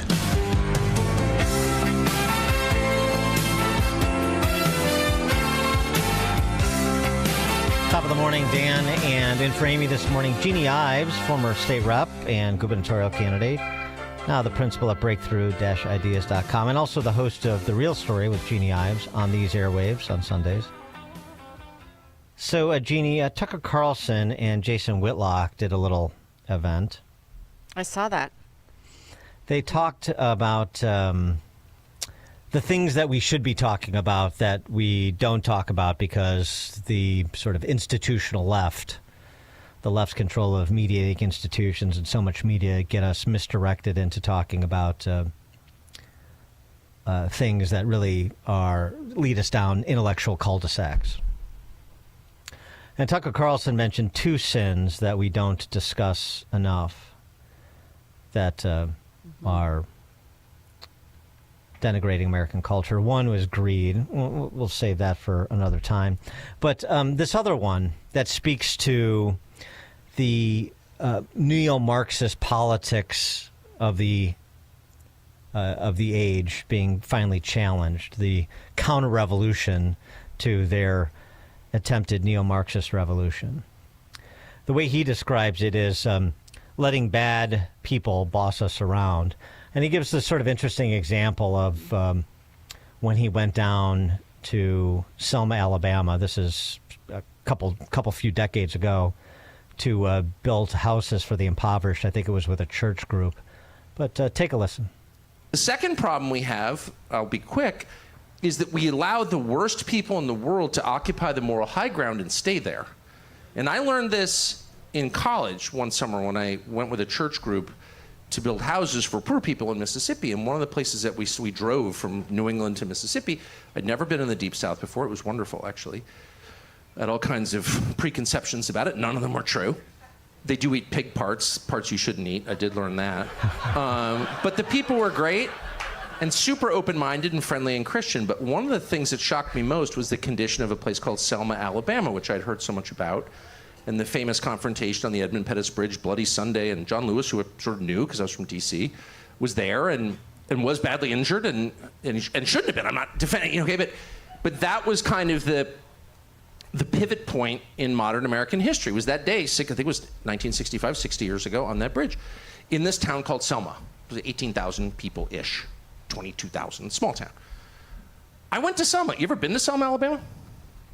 It's 85% black. And it's one of the poorest places in the state. And it's a disaster. And I was shocked by it. I was shocked. I was like, this is the town that sparked a liberation movement. But the people who live in the town are not only not liberated, they're like really suffering in poverty and disorder and crime. And so how are people in D.C. allowed to brag about Selma, Alabama when Selma, Alabama looks like this? And it's all black. What about the actual black people who live in Selma? No one cares about them. The name of their town has been hijacked. It's almost copyrighted at this point. Selma, and they get up there, was it Selma? Have you been to Selma in the last 60 years? Do you have some obligation to the people who live there? I think you do. You've profited from talking about them. You've done squat to help them. You're kind of a villain, aren't you, actually? You are. You are. It'd be like if I was talking about, a bunch of orphans that I'm taking care of, but I actually let them starve to death. I'm not really the good guy in that story, am I? No, I'm a creep who's using the suffering of other people to aggrandize myself and get rich. That's exactly what was happening. How did these people have the moral... I thought all of this in 1988 when I went to Selma. And I still think it now. How are they allowed, people who don't care at all about the actual human consequences of their policies, how do they get to brag about what great people they are? They should not be allowed to. And so maybe the first thing we need to do, if we're going to contend with people like that and reframe the conversation along lines that actually help people, actual people, not some abstract idea of people, but living people who you can, again, smell like they're right there. The first thing we need to do is not accept their terms. And their terms are always the same. I'm the good guy, you're the bad guy. No, you're not. You're a bad guy. And I'm not going to get bossed around by you anymore. Ever. Wow. Yeah. I mean, that's a good description of the mascot politics that the neo-Marxists play, but I don't know if I agree with our next guest that that era is over so much as it is being challenged maybe in a way that it hasn't been challenged to this point. But let's talk about it. Professor Eric Kaufman is a professor of politics at the University of Buckingham in England. He's also the author of The Third Awakening, a 12-point plan for rolling back progressive extremism. Professor Kaufman, thanks for joining us again. Appreciate it. Good to be here, Dan. I just want a little correction. It's Third Awakening. Third Awakening, excuse me. Yes. Right. Yeah, we need a Third Awakening. Yes, yeah. Third Awakening, yes, very good. So your reaction to what, Tucker's vignette and the larger implications? Well, he's correct in the sense that we have got this. Essentially, we've got a moral order that puts equal outcomes and emotional harm protection for historically marginalized groups at the pinnacle. And so anyone who references that value system has the moral high ground and can put you in your place. And we do need a more rebalanced moral order that can say, well, there are other values, free speech, social cohesion, truth, that have equal value. And so we shouldn't be allowed to simply kowtow to that value. So, yeah, I would agree with that. In terms of this issue of whether woke has gone away. My argument in the op-ed in the Wall Street Journal wasn't that this was going away, but that the confidence and certainty of this movement is not what it was. And that has implications not just for the undoing the awakening of the last 10 years, but actually opening up and questioning things of the last 60 years, such as affirmative action and disparate impact and other post-civil rights developments. So in a way, what we're seeing Trump do in particular is a repudiation not just of cancel culture and things that have been occurring in the last 10 years, but if we think about rescinding Johnson's affirmative action order from 1964, that's taking us back 60 years. This is much more significant, I'm arguing, than just the last 10 years. Well, you're right about the movement. Like a bicyclist who has stopped pedaling, the results are cataclysmic. So I guess I'm saying I don't necessarily see them stopping pedaling at this point. And by the way, their entire party is still, I shouldn't say the entire, but the center of power in that party is still very much pedaling and is oriented towards identitarian hustlers like AOC, who actually leads their party in presidential polling right now. Correct. So I think what's occurred is, if you take the height of the awakening in the 2010s up until about 2022, it wasn't just the white-hot activists, the AOCs, but also the corporate world. They commanded the heights of the culture. And I guess what I'm arguing is that sense, not just of self-belief, but of confidence that you are going to win the elite in the center of public opinion, I think that's faded. The energy that has faded. And so even though, yes, you're right, the DNC and everybody has doubled down, there is actually the center, the anti-woke center, even on the left, has found a voice that I don't think it had if we go back to 2020 and George Floyd, for example. And so it's just not the same sense that they are ever rising and destined to win. I think that confidence is not as strong as it was. Yeah, because they lost. Well, right? That's why. Yeah. But what was the tipping point? When you lose billions of dollars as Bud Light and you have an economic consequence for being woke, was that the tipping point, or what do you see as more of a tipping point? Well, I think there's a couple of things. One, there's two things. We can't discount the effect of, there has been some internal criticism from, mainstream publications, believe it or not, even the New York Times and Washington Post, and these outlets did run free speech editorials, the Harper's Letter, these kinds of things. I think that made some impact on the energy of the activist core of the movement. But it was then the actions of the Republican Party, DeSantis, Florida, who then set off a whole slew of red state laws against ESG and DEI and critical race theory. And then you had October 7th, and you had, the president of Harvard and Penn being dragged in front of a committee, donors and trustees at universities, and then you had, of course, Trump. And so you had all of these political defeats, and then you had, at least for a while, the center on the left saying, woke has cost us. You know, our position on trans, our position on a number of these issues is really costing us. And so I just think that a combination of political action by Republicans, but also internal criticism by senior liberals who are uncomfortable with some of the excesses of cancel culture. I think the combination of those two things has actually deprived the movement of a lot of energy and confidence. And I don't think the fact that, yes, they may have criticisms of Trump now, but even now, I wouldn't say the Democrats are united, and I wouldn't say, and if you compare the reaction to Trump's election in 2016 to the reaction in 2024, much more disorganized and muted. And I think that reflects something real. So would you say, I mean, if you were saying, like, sort of what's the approach to have maximum impact with this common sense counter-revolution, as Trump might term it. I think he calls it common sense revolution, but it's actually a counter-revolution. Yeah. But anyway, would it be let the snake eat its tail on the other side and make policy in furtherance of our principles where possible, Florida, Texas, and so forth? Anything else that the right should do? I think the right needs to keep... I mean, the first thing to note is that survey after survey shows that the public is about 2-to-1 against the woke position on a lot of these issues. I think the right needs to keep talking about, keep the salience, the importance of culture war issues high. The study recently came out that I saw showing that if a conservative, conservatives who oppose the woke position are willing to vote on that, whereas a progressive who is generally favorable to the woke position, they actually won't vote. They're not as likely to vote on that.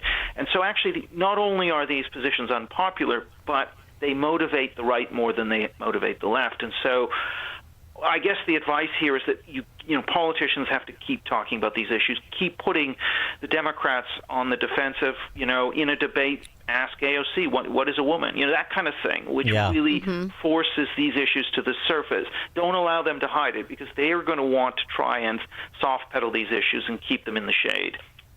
Well, right. It's and you make this point in your piece. It's sort of you ask the question open-ended, what comes next? And the point is to say it's too early to declare victory. Counter-revolutions can succeed or fail. Nothing is fated.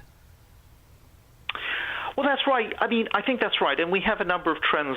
Clearly younger people are more woke. That's true. But on the other hand, just in some of the surveys since 2022, we see a significant shift among young people, that there's a growing anti-woke group. There is a woke group as well, but there's also a growing anti-woke group. And if you look, for example, at the trans issue, both in Britain over here and in the U.S., this is where I have data, there's been a very clear shift against the trans activist position of, trans women entering women's spaces. That's become much less popular. The point to make is that, if you look at this in the sweep of the last 100 years even, or the last 60 years, the left has never lost a cultural issue, and they are losing this issue. And so this is probably their first culture war defeat in 60 years. I think that's extremely important. I think these kinds of things dent the confidence of a movement that's just used to winning and seeing itself as the direction of history. So I do think, and I also think that does make elites actually sit up and think, maybe this isn't just the future. Maybe this is not the end of history.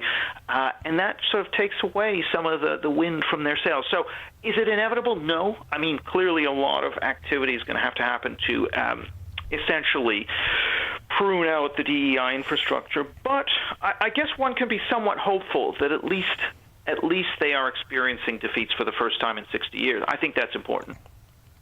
Conservatives are always worried. Well, some are always worried about, they can misdirect all the attention away from their excesses on race and identity generally, terrible economic policies, crumbling cities, et cetera, all the institutions they control, dishonest D.C. press corps, by focusing on abortion.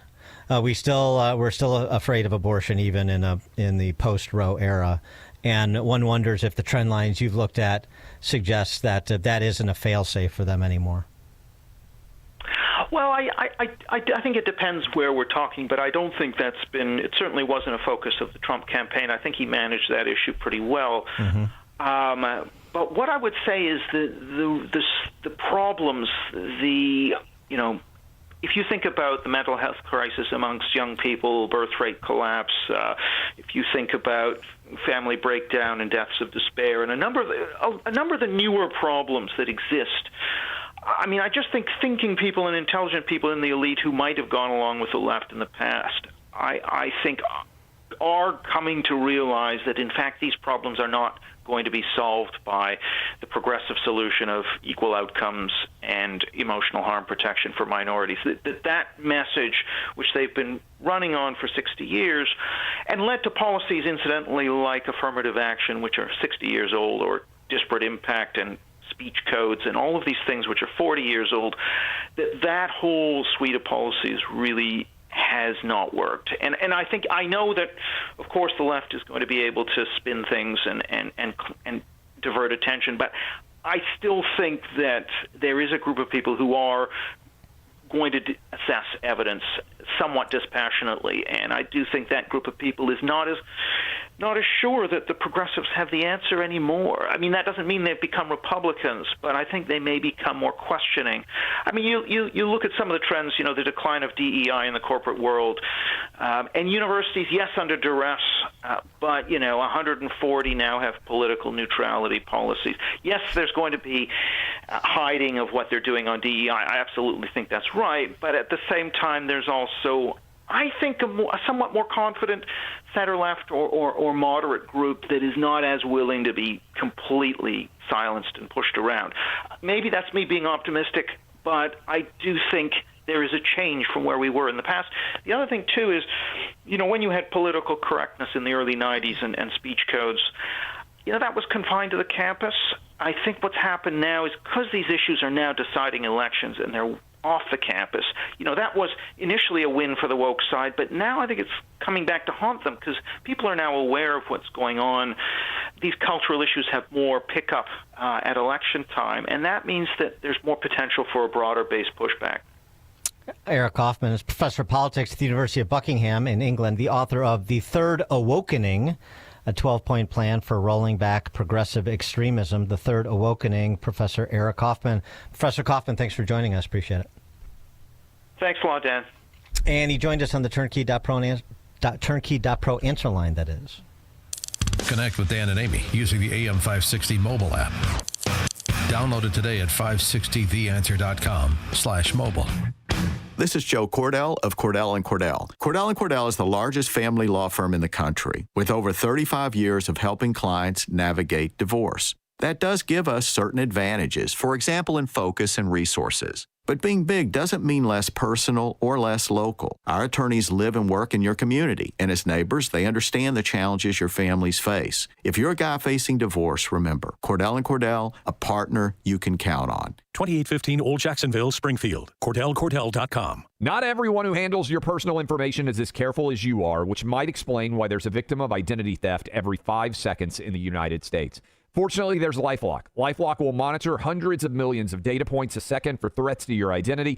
And if your identity's stolen, a U.S.-based restoration specialist will fix it guaranteed or your money back. Save 40% your first year with my name, Clay, as your promo code at LifeLock.com. LifeLock. For the threats you can't control, terms apply. Wow. At the time of this being written, both gold and silver are up some 40%. That's 40% in just 1 year. In fact, this past year, gold has broken all-time historic records by hundreds of dollars an ounce. And unlike all other financial instruments used today, that historic record goes back thousands of years. In times like these, prices have never been better on most collector and gold coins. Fox Valley Coins in Naperville is trying to keep up with demand. So they're paying the most ever on not only most gold coins and bars, but also those old coin and paper money collections. They're especially looking for the scarcer dates and higher grade coins. Take advantage of the record high market price and our huge demand now, whether you're buying or selling, or just want to find out their worth. Fox Valley Coins is the place to go.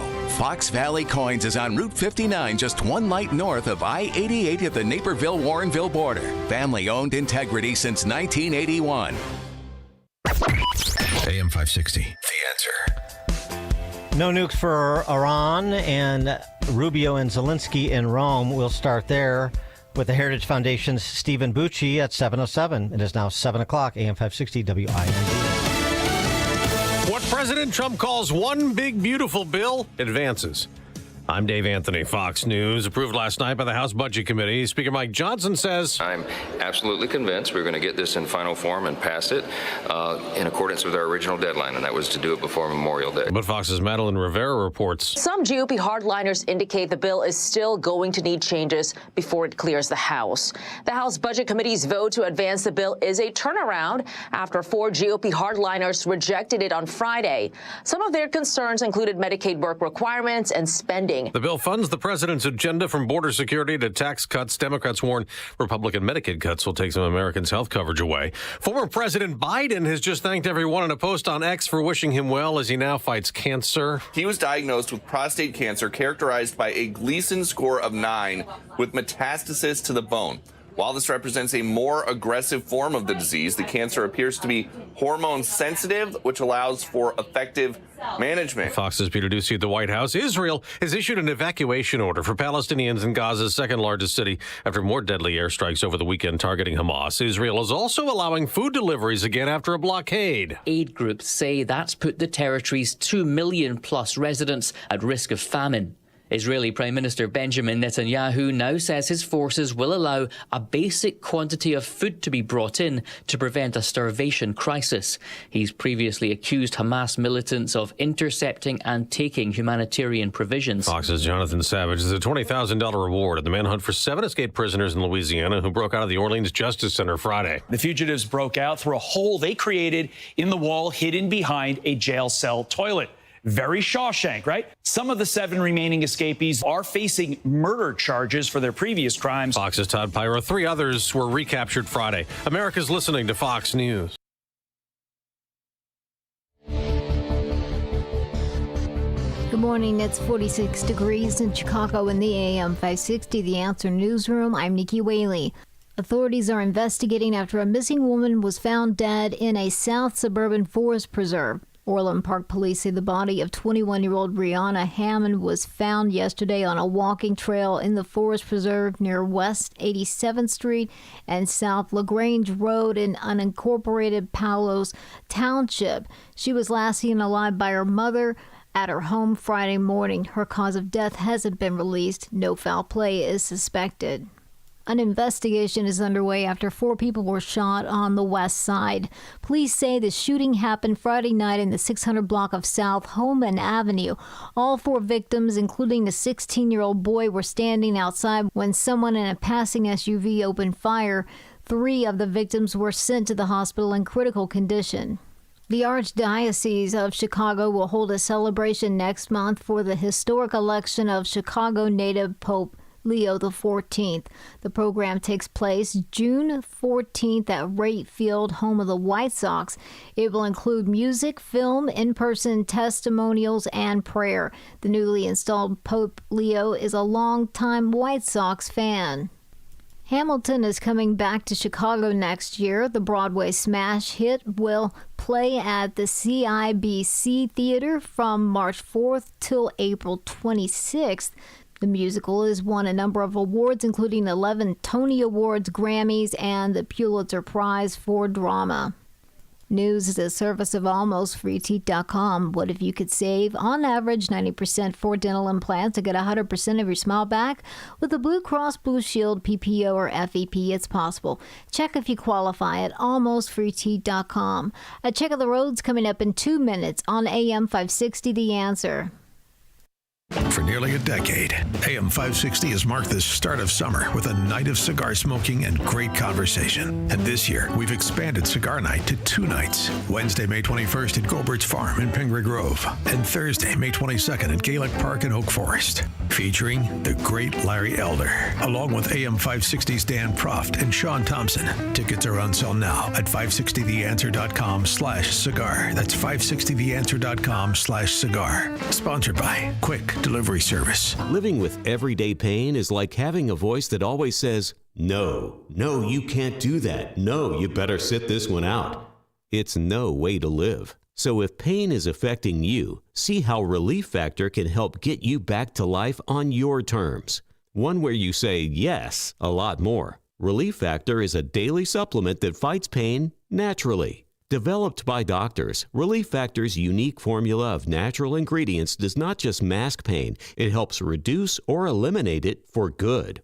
Whether it's your back, neck, joints, or muscles, Relief Factor can help you, as it has for so many others. So call 1-800-4RELIEF and give Relief Factor's 3-week quick start a try. It's only $19.95, less than $1 a day to get your life back. Just go to ReliefFactor.com or call 1-800-4RELIEF. That's 1-800-4-RELIEF. And see how you can say yes to more of everything you want. The following advertisement includes a celebrity impersonation. The summer heat in Chicagoland is no joke. And if your old air conditioner is making funny noises, you may already know it's time for a new unit. Look, your air conditioner, it's a disaster. People are telling me it's the worst ever. Don't sweat it, literally. When it comes to cooling your home, Air Right Heating and Cooling does it the best. And they love our country. Beautiful people. Rebates are still available, financing is flexible, and at Air Right installations are smooth and professional with no surprises. It's beautiful. Some people say it's the coolest air anyone's ever felt.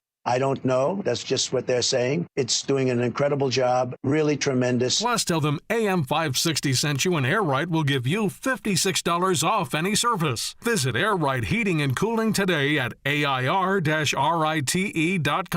Again, that's AIR-RITE.com. Air Right Heating and Cooling. Doing it right since 1959. 8 years. It has been 8 years since QC Kinetics has been the nation's leader in non-surgical relief for joint pain. Hi, Amy Jacobson here, and this is remarkable. Using regenerative cell therapy to restore tissue in your achy joints. These are biologic growth factors with robust healing properties, carefully and strategically placed in your joint. Listen, it's a powerful and potent way to give your joints the new life and repairing old tissue. Best part, there's no drugs, no surgery, and no downtime. This is an all-natural option with lasting relief. Imagine doing all the things you enjoy this summer without joint pain. Here's what I want you to do. Contact my good friends at QC Kinetics and ask for your free consultation. You have nothing to lose. Saturday appointments available. The number to call is 312-809-5955. That's 312-809-5955. 312-809-5955. From the Team Hochberg Traffic Center, I'm Nikki Whaley. On the Edens inbound from Lake Cook to Montrose, 19 minutes. Outbound, 14 minutes. On the Kennedy inbound from Montrose to the Byrne Interchange, 26 minutes. Outbound, 31 minutes. On the Eisenhower inbound from Wolf to the Old Post Office, 30 minutes. Outbound, 28 minutes. On the Stevenson inbound from the Tri-State to Lakeshore Drive, 33 minutes. Outbound, 25 minutes. On the Dan Ryan inbound from 95th to the Byrne Interchange, 19 minutes. Traffic is a service of Quick Delivery Service. Make Quick Delivery Service your personal ground crew. Anytime, anywhere, any place when you need to move your shipment or freight, Quick Delivery will get it there. Get a quote in advance and eliminate any surprises at quickdelivery.com. Chicago's Morning Answer continues next, but now check out your forecast from the National Weather Service. Turning cloudy today, cooler shower this afternoon, high today 56, clouds and breezy, some late night rain, low tonight 48. Rain at times, windy, cool day tomorrow, the high tomorrow at 59. And then for Wednesday, rain and drizzle, high 56. I'm Steve Williams on AM 560, The Answer. Get the latest weather, traffic, and news updates online at 560theanswer.com. Now, from the Signature Bank Studios. This is Chicago's Morning Answer with Dan Proft and Amy Jacobson on AM 560. The Answer.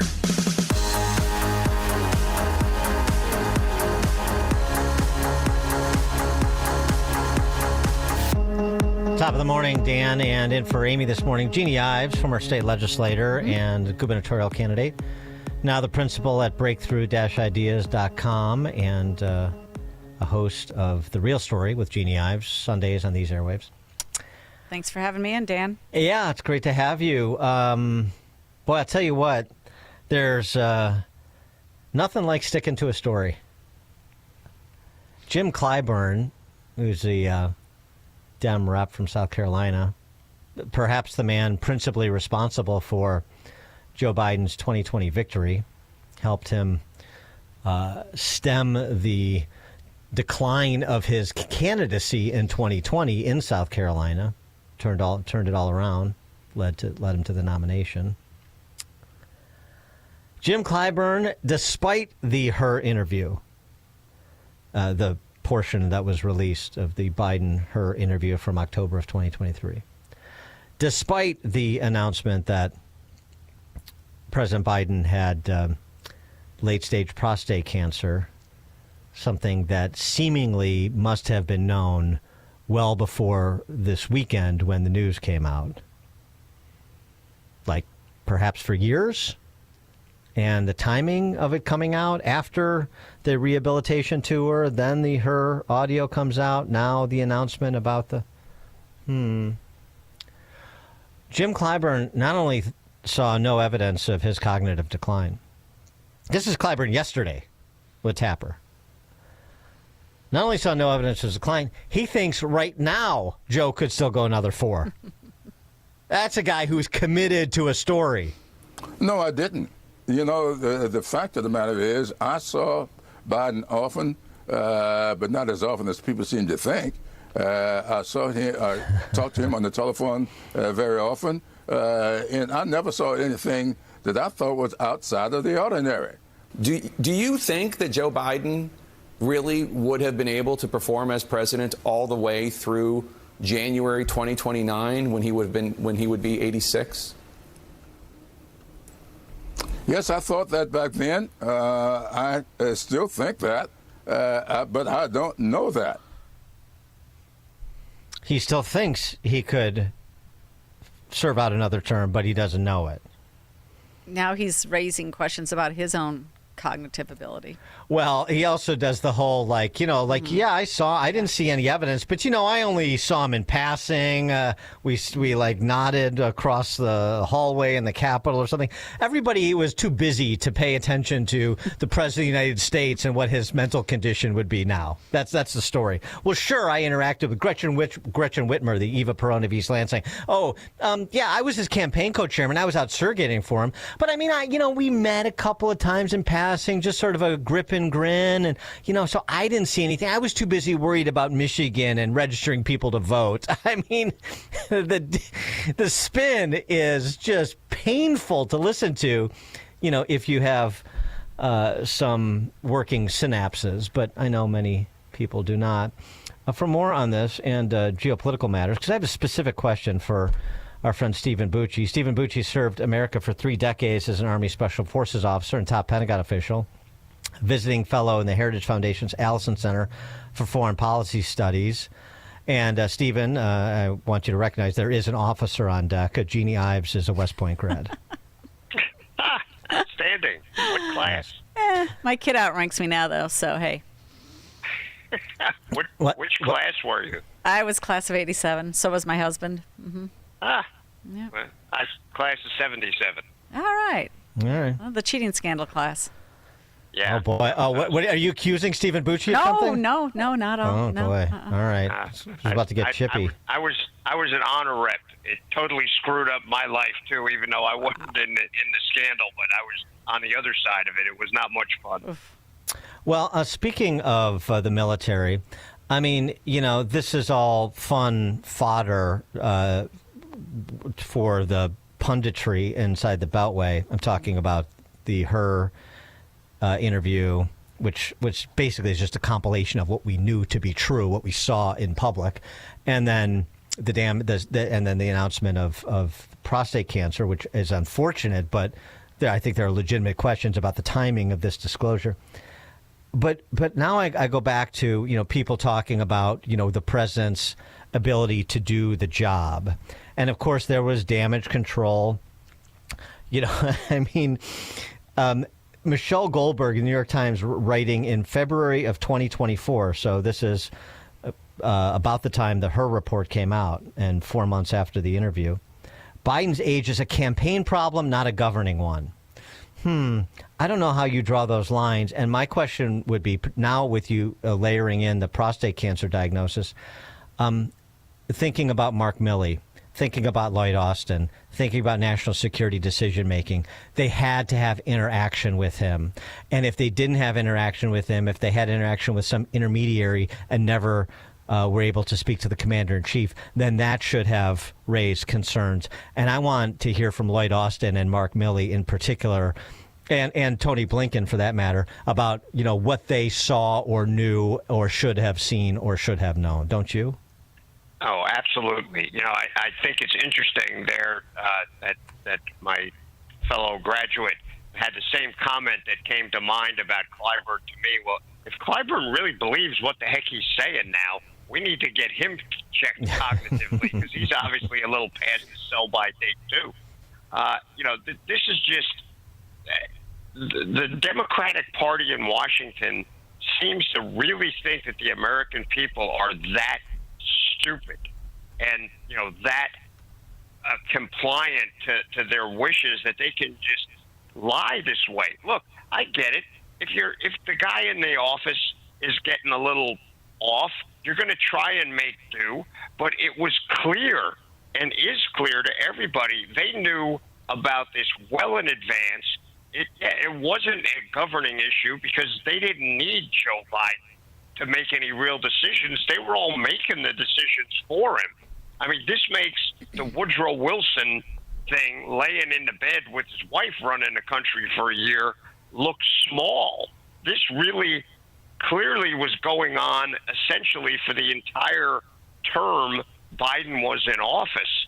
And I want to know who was making the final decisions. Was it Blinken? Was it Jake Sullivan? Was it, some of the folks that we know are like unregistered agents of Iran that were all over that particular administration? Who was making the decisions here? It clearly wasn't Biden. It's wrong. Well, and an additional reason why this is important, beyond the obvious, is there's this continuing reference to the people on the inner circle that were responsible for lying to everybody. They lied to members of Congress and they lied to the press corps. Well, who are they? I mean, if somebody was acting as a surrogate for the president making national security decisions, well, that person would then logically have to have known that the president wasn't capable of making those decisions, and so that person is complicit. But let's get some names out there and flesh this out. Yeah, and no offense to the congressmen and all these other people all over Washington, but to sit there, look, we all watched them on TV, just snippets, and we're all going, holy smoke, this is our president, even if you didn't vote for him, and I didn't, but, you felt terribly for the individual. You were scared to death for the country because theoretically this guy's can push buttons. And all of these national level leaders elected and appointed, and all of them are, oh, well, no, I didn't notice anything about it. It seemed okay to me. I don't care if you only did pass him in the hallway of the Capitol. He had huge issues, and everybody should have known this. And we all did. The majority of the country did. That's why we voted the way we did in the last election. And the left still thinks, oh, no, it's not a big problem. Oh, we didn't see it. Jake Tapper's my favorite. He was defending him, and now suddenly he's, having the revelatory book that, oh, here's the truth. Oh, thanks, Jake. The rest of us figured it out a while ago. So this is, you're right. Bottom line is somebody needs to be called to accountability, and it doesn't seem like anybody's making the effort to do that as yet. Do you think that Mark Milley called up his counterparts, adversarial or ally, and said, just give all your questions to me, I'll handle it? Do you think Anthony Blinken did a Alexander Haig and said, I'm in charge, famously when Reagan had to go to the hospital? Do you think that happened at all? To be honest with you, as much as all that, bothered me the first couple of times it happened, with Haig and all that, I understood what Haig was saying. He was not saying he was taking over the government. He was saying, hey, everybody calm down. We've got everybody in place. He just made it too personal. But I think these folks, the Blinkens, the Sullivans, the Millies, and Truth in Advertising, Mark Milley's a friend of mine. But I got to tell you, it was clear that I hope they actually did that, because if they were directing those folks to Biden, they would have got the soup sandwich version of American foreign policy. But look, these folks are not supposed to take that authority. We didn't give it to them. The Constitution doesn't give it to them. They can't just say, okay, the president's a blathering idiot. We'll handle it for him. Come on. Yeah, this is like Brezhnev quality disinformation. Comrade has a slight cold when he's laid out in the back room. Exactly. And by the way, did Mark Milley ever let you borrow his copy of White Fragility? I heard Robin DiAngelo signed it. Mark Milley, when I knew him, we were majors together, we were colonels together. He's this robust hockey player, tough guy. He was a great young officer. Unfortunately, and I was thrilled when they made him the chairman. I thought he's going to be great. And then he got up there, and he swallowed the wrong color pill at some point and just went full DEI. Just a little, side note here. When my son graduated from West Point in 2016, he was one of the top graduates. So we went down there right at the front, and we were looking to, gather around for a family picture. And General Milley was standing right there. He's like, "I'll take it." He took a great picture. So he's not without skill. That's good to know. Yeah, he's he did a good job as the chief for the Army, and then they brought him up to be the chairman. And at first, I thought he was going to be great. I thought he was a good choice for working with President Trump, because Milley is pretty straightforward. But boy, as soon as that he did his flip on the walk over to the chapel there, and and then once he was working for Biden, and boy, he just completely went straight over to the left on the DEI thing. And look, nobody with any sense thought DEI was a good idea. It was kind of, how bad did you think it was for the readiness of the military? And, Milley's unquestioning public support of that just was wrong. And he just, he dropped the ball when he got at that highest level. I don't know what was distracting him, but he did not fight the good fight for the military during those last couple of years. Trump sat down with Brett Baer on Friday upon, I think it was upon return from the Middle East, and had this to say about Iran. Next one's going to be, the N-word. You know what the N-word is, right? Nuclear. Yeah. Thank you. Thank you for the clarification. I figured you'd want to clean that up. No, it's the N-word. That's a very nasty word, right? In a lot of ways. The N-word used in a nuclear sense, that's the worst thing that can happen.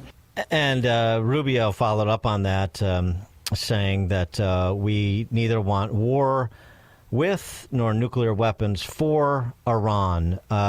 What is the prospect that is an achievable position? It's potentially achievable, but in my opinion, that's a pretty big stretch. The Iranians are not going to negotiate away their nuclear weapons program. They'll sit and they'll negotiate, but it's all just assembling. It's all delaying. It's just typical Persian negotiating techniques at which they're pretty good. Actually, they're way better than our people that we keep sending to talk to them.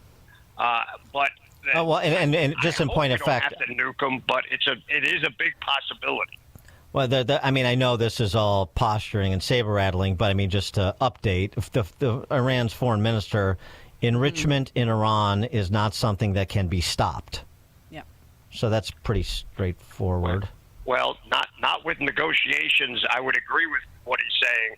It can be stopped, though, but it's going to take a pretty robust effort. It doesn't necessarily mean you have to nuke them. We have we have some devices, non-nuclear devices, that can get in there and do the level of damage necessary to take it out. But it's not going to go, shoot a missile at one location and everything's done. It's going to take the U.S. and Israel and hopefully some other allies to decide, you know what, we can't afford to let them do this. We tried being nice, but the only other option is to be really not nice. And that's going to be sad for the country of Iran. I won't lose any sleep over the regime disappearing, but it's just going to kill some civilians. There's no doubt about that. And but we'll do our best to minimize it. But it's going to be a sad day for the people of Iran, and shame on the United States, because we have not in the past helped the nascent resistance to that regime anywhere near sufficiently to help them make a change. But it's going to be very, very difficult to deal with the aftermath. Your view on this report about a possible plan to move upwards of 1 million Gazans to Libya, and ostensibly as a reward for taking 1 million Gazans, the terrorists du jour in charge in Libya will get some of their assets unfrozen and so forth. This has been tried before, and the Gazans or the Palestinians in general never say yes. They've had this offer. The closest they ever came was a bunch of them going to Jordan, and they screwed that up because they decided to try and kill the king's father. And the king's father turned out not to be the nice, smiley guy everybody thought he was, and he basically ripped them apart and kicked them out. That plan, frankly, will fail on the Gazans. They're going to not deal with that. They're not going to accept it. And, that's a nice thought, but I don't think it's achievable. They will never agree to that. The Romanian election, it looks like the sort of conservative populist is not going to win. I talked to a friend of mine out that way, and he said, because there's all sorts of acrimony and allegations about the French, in particular, Macron meddling in that election and the EU meddling in that election to prevent the conservative populists from winning. My friend also said, though, who's an expert on politics out there, former Foreign Service, that he scared some voters away. The establishment really promoted the fear factor, and it seems to have worked.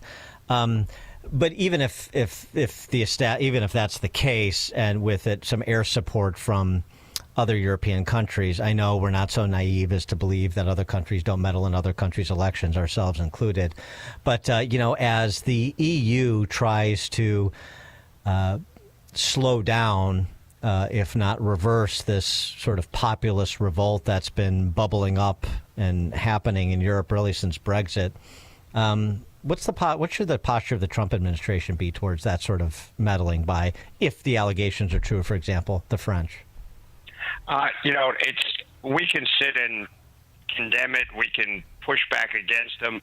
Those countries are going to go meddle where they feel it's in their interest to do so. And as you point out, we do the same thing. But I think that the bureaucrats of Europe are pushing the rock uphill, and it's going to roll down on them here shortly. Now, I have to say, I was disappointed with that result. I was also disappointed with the results in Albania. I thought we were going to go back to a non-Soros directed and funded government there. The Soros folks are a big part of this, by the way. And I'm not a conspiracy theorist. You just got to follow the money. They are the ones funding this. Macron may be providing some political support, but this is a direct attempt to keep Europe moving in a leftward direction. And the Trump administration needs to let our assets, our intelligence folks, hopefully our new State Department, because under Rubio it's very different than it was under Blinken, to make the effort to push back against these guys and to support people that are going to support our interests and hopefully get theirs in alignment with it. So there's a lot to be done, and the Trump administration hopefully is at least planning, if not executing, the effort to do that. But we'll have to wait and see how far they're willing to go. Stephen Bucci served America for 3 decades as an Army Special Forces officer, top Pentagon official, now a visiting fellow in the Heritage Foundation's Allison Center for Foreign Policy Studies. Stephen, thank you as always. It's my pleasure. Thanks for having me, and we'll talk to you next time. All right, and Stephen joined us on the Turnkey.pro answer line. The more you'll know. This is Chicago's Morning Answer. Morning Answer on AM 560. The Answer. Are you an administrator, staff member, or parent volunteer at a private school? Would you like to grow your current enrollment and welcome new families to your school?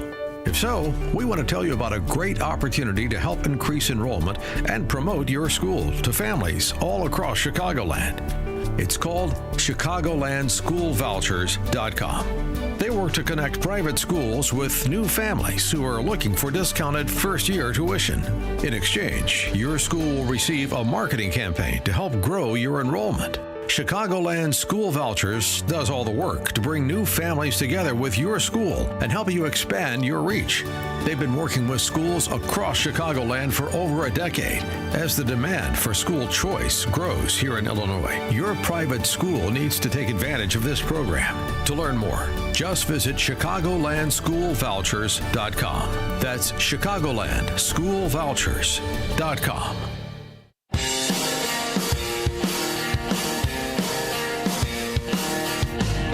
Coming up at 7:37, Trump weighs in on dirty cop Jim Comey. Should he be behind bars, as Tulsi Gabbard suggested? We'll have that at 7:37. Now we check the headlines.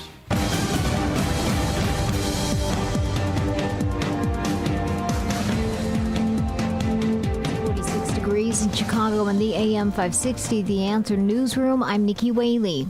The White House predicts President Trump will get positive results when he speaks to Russian President Putin today about a ceasefire in Ukraine. That's what U.S. Special Envoy Steve Witkoff said on ABC's This Week. I believe that the president is going to have a successful call with Vladimir Putin.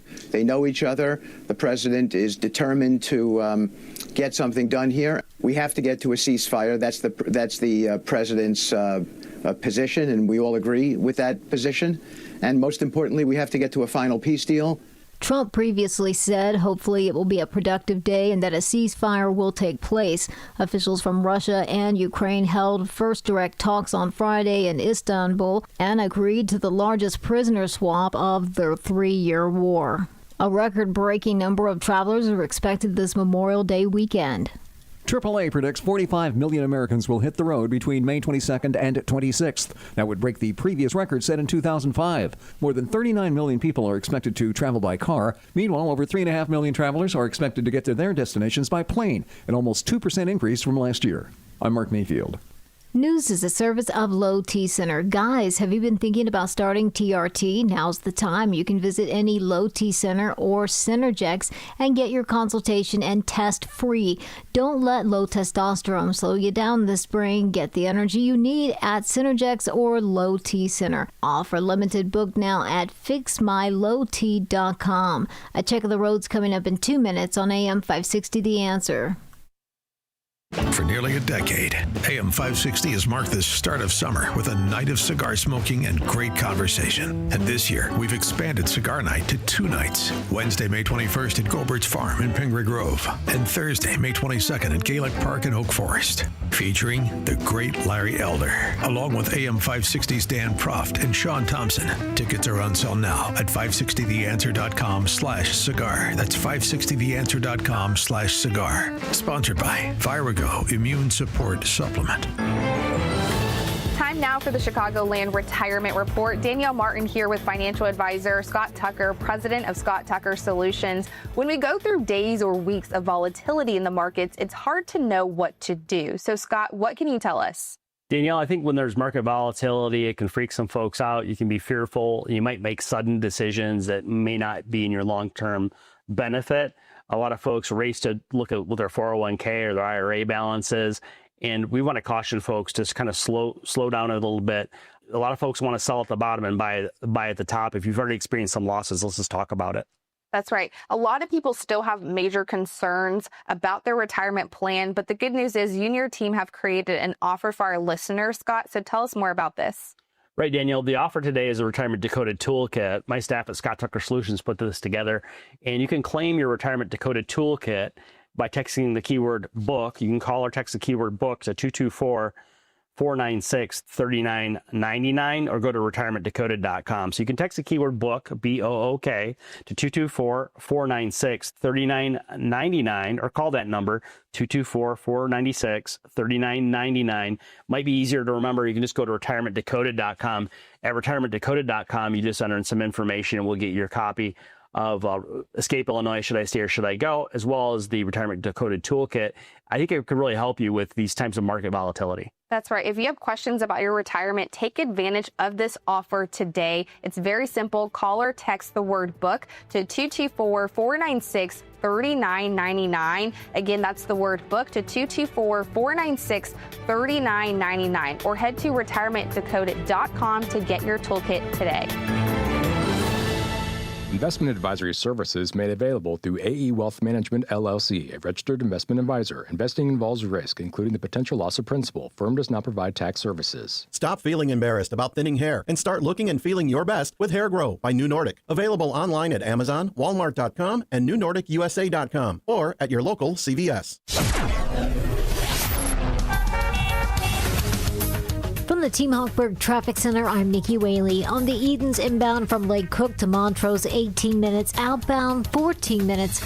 On the Kennedy inbound from Montrose to the Burn Interchange, 28 minutes. Outbound, 38 minutes. On the Eisenhower inbound from Wolf to the Old Post Office, 36 minutes. Outbound, 23 minutes. This report is sponsored by Mattress Firm. Don't postpone better sleep. Shop Mattress Firm's Memorial Day sale now. Upgrade to a premium bed from a curated selection and take your rest to the next level. Don't miss out. Visit Mattress Firm today. Get matched. Sleep at night. Chicago's Morning Answer continues next, but now a quick check of your forecast from the National Weather Service. Cloudy and cooler, a shower by afternoon, high today only 56. Clouds and breezy, late night rain tonight, low 48. Rain at times, windy, cool day tomorrow, the high 59. Rain and drizzle Wednesday, the high 56. I'm Steve Williams on AM 560, The Answer. Get the latest weather, traffic, and news updates online at 560theanswer.com. This hourly segment is brought to you by Goldilocks, offering smart security systems to homes and businesses. Call Goldilocks at 708-889-5600. Welcome back to Ask Hasselus. Your showrooms are employee-free. Give the mattresses a try with no pushy sales guy. Why? To save you money. How much money? Our 42 beds from the top 5 brands start at $393. Well, that's pretty good. And through Monday, purchase a select Beauty Rest or Silly Posturepedic mattress in any size and receive a free adjustable base. Plus, free next-day delivery and free financing's available too. I like the way you do business. Find an employee-free Chicagoland showroom near you at Hasselist.com. Mike Gallagher here. Don't risk losing the trusted news, traffic, sports, and weather you get from AM radio stations. It's time to make your voice heard. We need Congress to pass the AM Radio for Every Vehicle Act to keep AM radio in cars. When internet and cell service is out, AM could be your only lifeline. Text AM to 39179 and tell Congress to pass this critical legislation now. Text AM to 39179. Message and data rates may apply. You may receive up to 4 messages a month, and you may text STOP to stop. Enjoy uninterrupted programming from Dan Proft and Amy Jacobson around the clock, all day, every day, including daily replays of Chicago's Morning Answer on Dan and Amy 24/7. Listen now at danandamy247.com. Now, from the Signature Bank Studios.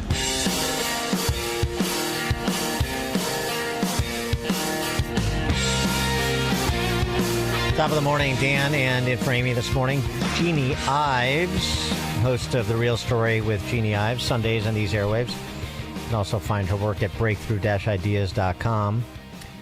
That Trump sit down with our friend Brett Baer that we mentioned in our conversation with Stephen Bucci before the news. Baer also asked him about Jim Comey's social media postings.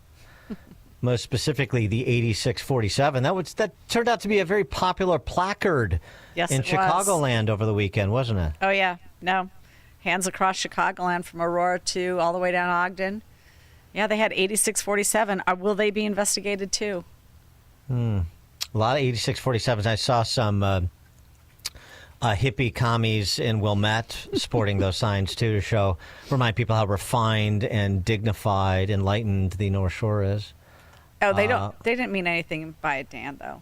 It doesn't mean anything to them. They don't know what 86 means. No, of course not. No, of course not. They're rubes.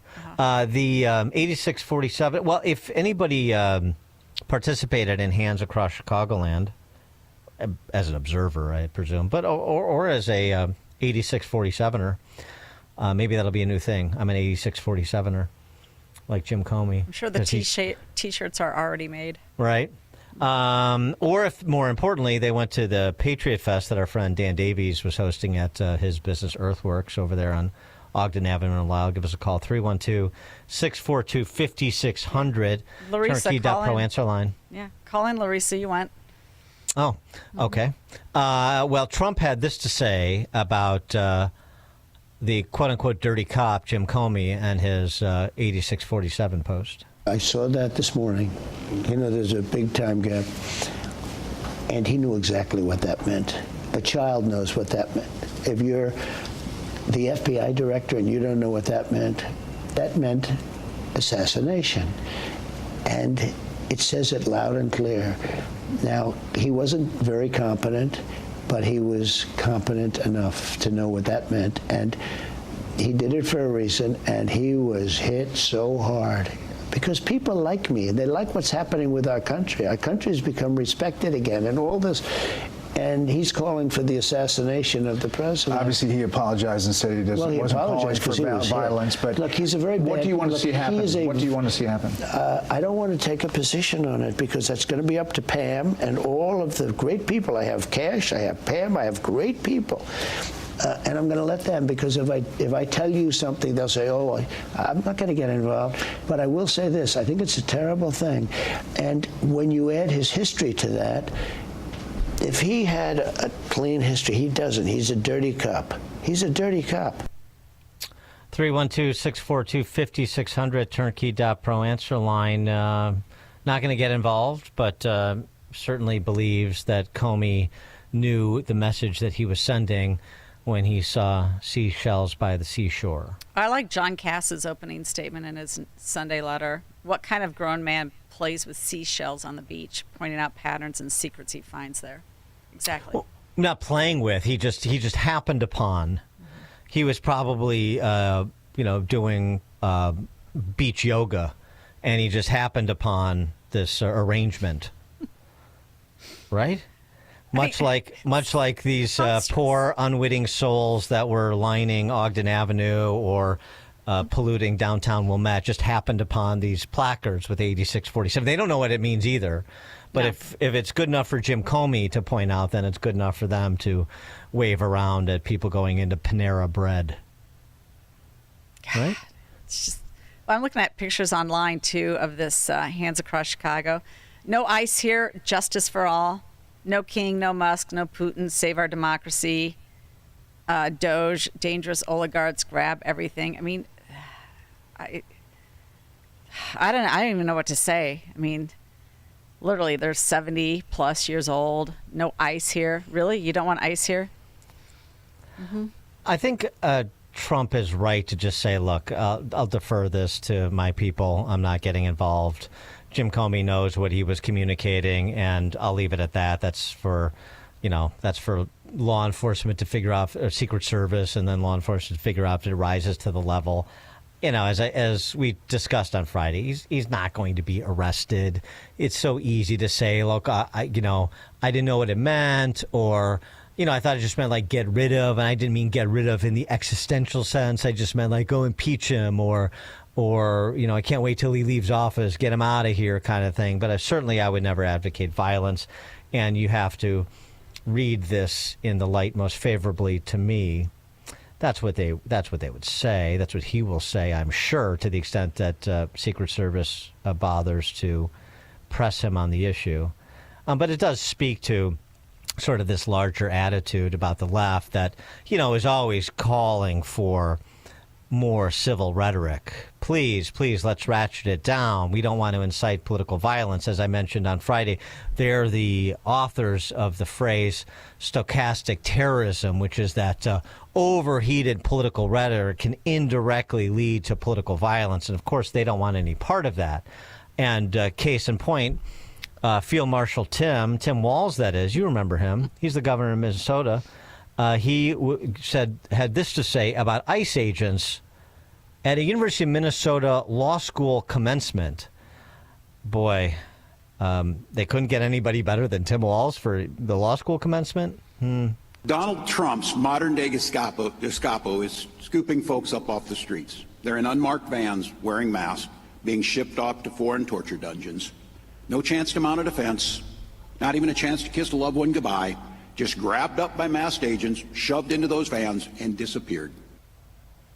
Gestapo, or Gestapo, whichever you prefer.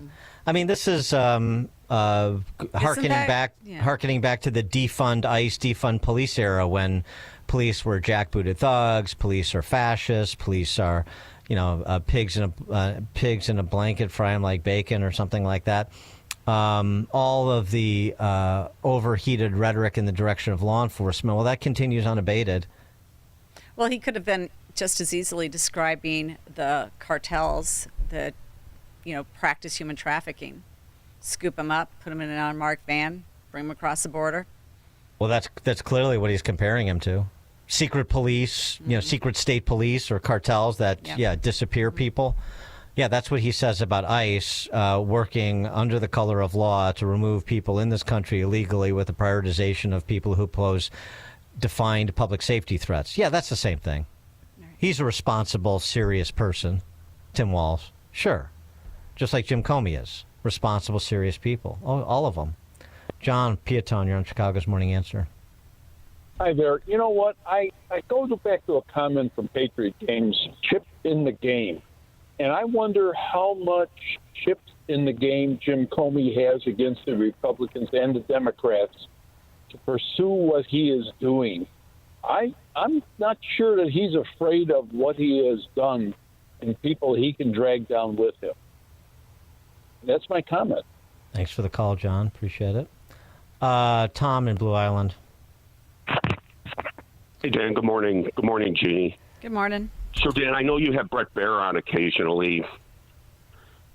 Jim Comey did not apologize.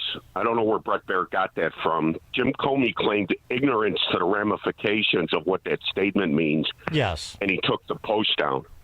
I would never advocate violence, he added, in terms of the trying to contextualize it. That's one of them non-apologies. But if I remember correctly, and correct me if I'm wrong on this, Dan, all the way back to when Trump originally was elected. I believe it was Comey who had a briefing with him and, kind of laid out a blueprint for the Russia collusion hoax,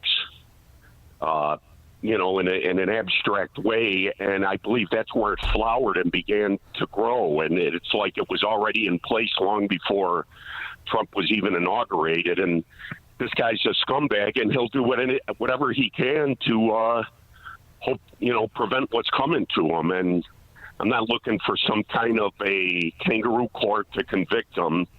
But yeah, the man should be arrested and just made to defend himself. I think that's what I believe. Okay, thanks for the call, Tom. Phil in Norridge.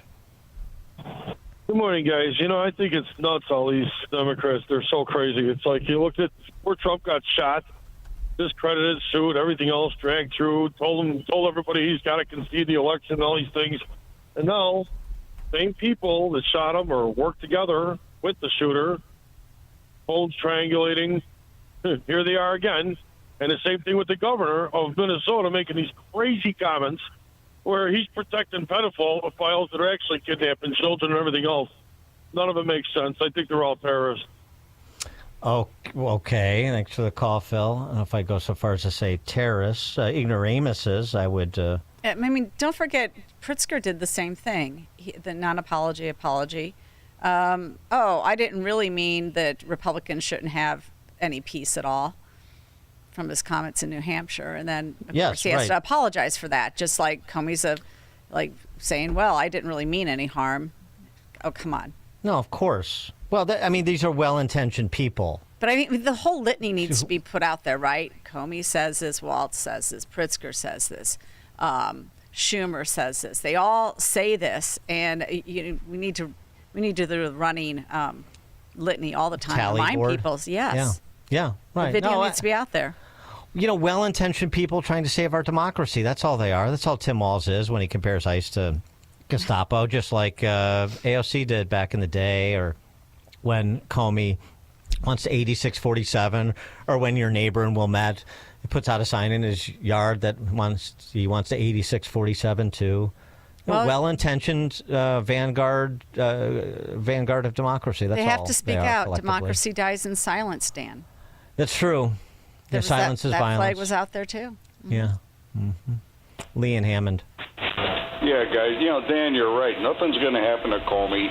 But this is just another example of how somebody on the left could do something outrageous, and we've got to twist logic into pretzels to try to excuse them. Somebody on the right, one wrong syllable, and right away they're a racist, they're a hater, they're a bigot, this and that. And this is just how it rolls in our society. And until we've got a media that really cares about reporting to the people what's actually going on in this country, it's not going to change. Thanks for the call, Lee. George in Naperville. Yes, Dan, I participated in the Hands Across Chicago event. I had a camo Harris Walls hat on with a surgical mask, and I would walk the line, and I did a Donald Sutherland from the Dirty Dozen. I asked them what town they're from, and when they were proud to tell me, I said, never heard of it. Okay. Jerry in Milwaukee. Yeah, good morning. Isn't this the Walzes and the Comeys of the world? Isn't this the crowd that claimed a monopoly on those signs that says hate has no home here, and they all put them up in front of their homes, and they felt so good about themselves even though they were the haters? Yeah. Thanks, Jerry. Pete in Auburn. Yeah, I think Comey should be prosecuted for two reasons. Number one, he obviously, being in law enforcement for decades, knows what 86 means. If some other random person did that or posted it or even put the shells out there, they might not know what that word means or what that phrase means. But more importantly, he should be prosecuted because he was a leader of the FBI for decades. How about when he put something out there which could be perceived by somebody out there as an order or a command, then somebody could take him seriously. And the person he's talking about, people have tried to shoot twice. Thanks for the call, Pete. Ken in Plainfield. Hi, actually, Ken in Minnesota still, but just want to point out the hypocrisy of Tim Walz saying that Donald Trump's the Gestapo, when Walz chose who he would let keep businesses open, who to prosecute, had his police force shooting paintballs at people who dared to step outside. You know, I could go on, but you get the point. He's also not a big proponent of free speech, if you remember. Tim Walz, free speech has its limits, and he'll let you know what they are. Danny in Virginia. Good morning, guys. Still listening to you on Rumble. Hey, I was thinking that, rather than using, 6847 or 86? 8647, yeah. Mm-hmm. He thought it was just like a Maxwell Smart joke. Mm-hmm. I think it would have been wise to use something like 2547. That would leave absolutely no interpretation. That's nonviolent and coincides with the law. But what's 2547? The 25th to impeach the president. Oh, the 25th Amendment reference. Oh, okay. Yeah. Alex Jones, they could figure that one out, but instead they chose specifically 8647.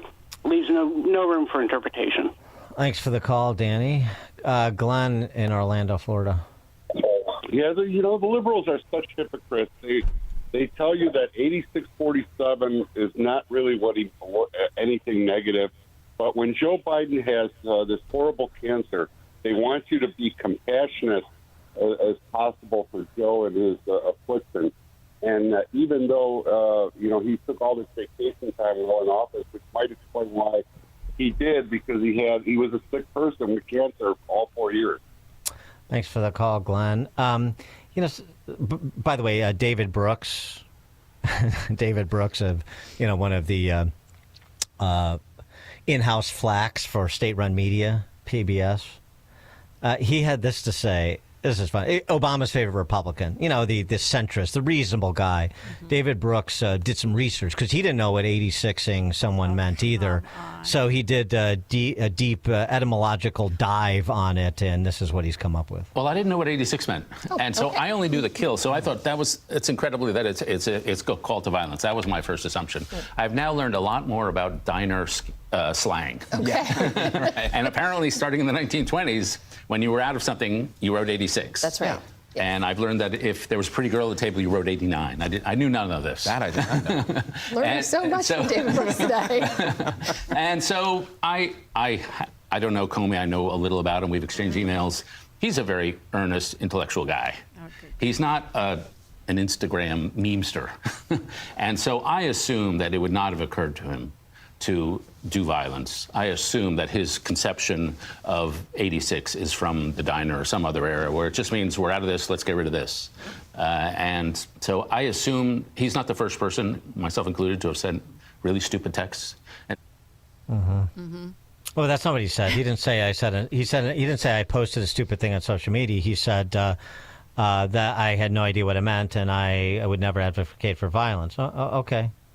I mean, we're supposed to believe Jim Comey at face value, even though actually. But he knew it was political. But he said he knew it was political. He did say he did say that, yeah. But then you know what he did? He deleted his entire Instagram account, not just that post. His entire account he deleted now. What a loss for Instagram! Because didn't we see other pictures of him like wearing Biden T-shirts and frolicking around with other posting other anti-Trump propaganda or his in his Speedo too, probably his advocacy for Biden, which is fine. You post whatever you want. I'm all for it. You want to go into the Wilmette Village Square and hold your 8647 sign and show everybody who you are? Great. Yeah. I prefer people show the world who they are. It takes the guesswork out of it. But I will say one thing. It's interesting. Bartiromo had, maybe we'll get to that at the bottom of the 8 o'clock hour. We'll get to Maria Bartiromo because she had to sit down with Cash and Bongino, which would be a great movie title for like a buddy cop movie, Cash and Bongino. Anyway, talking about accountability, we lamented accountability from the FBI, obviously, in the Comey-McCabe era.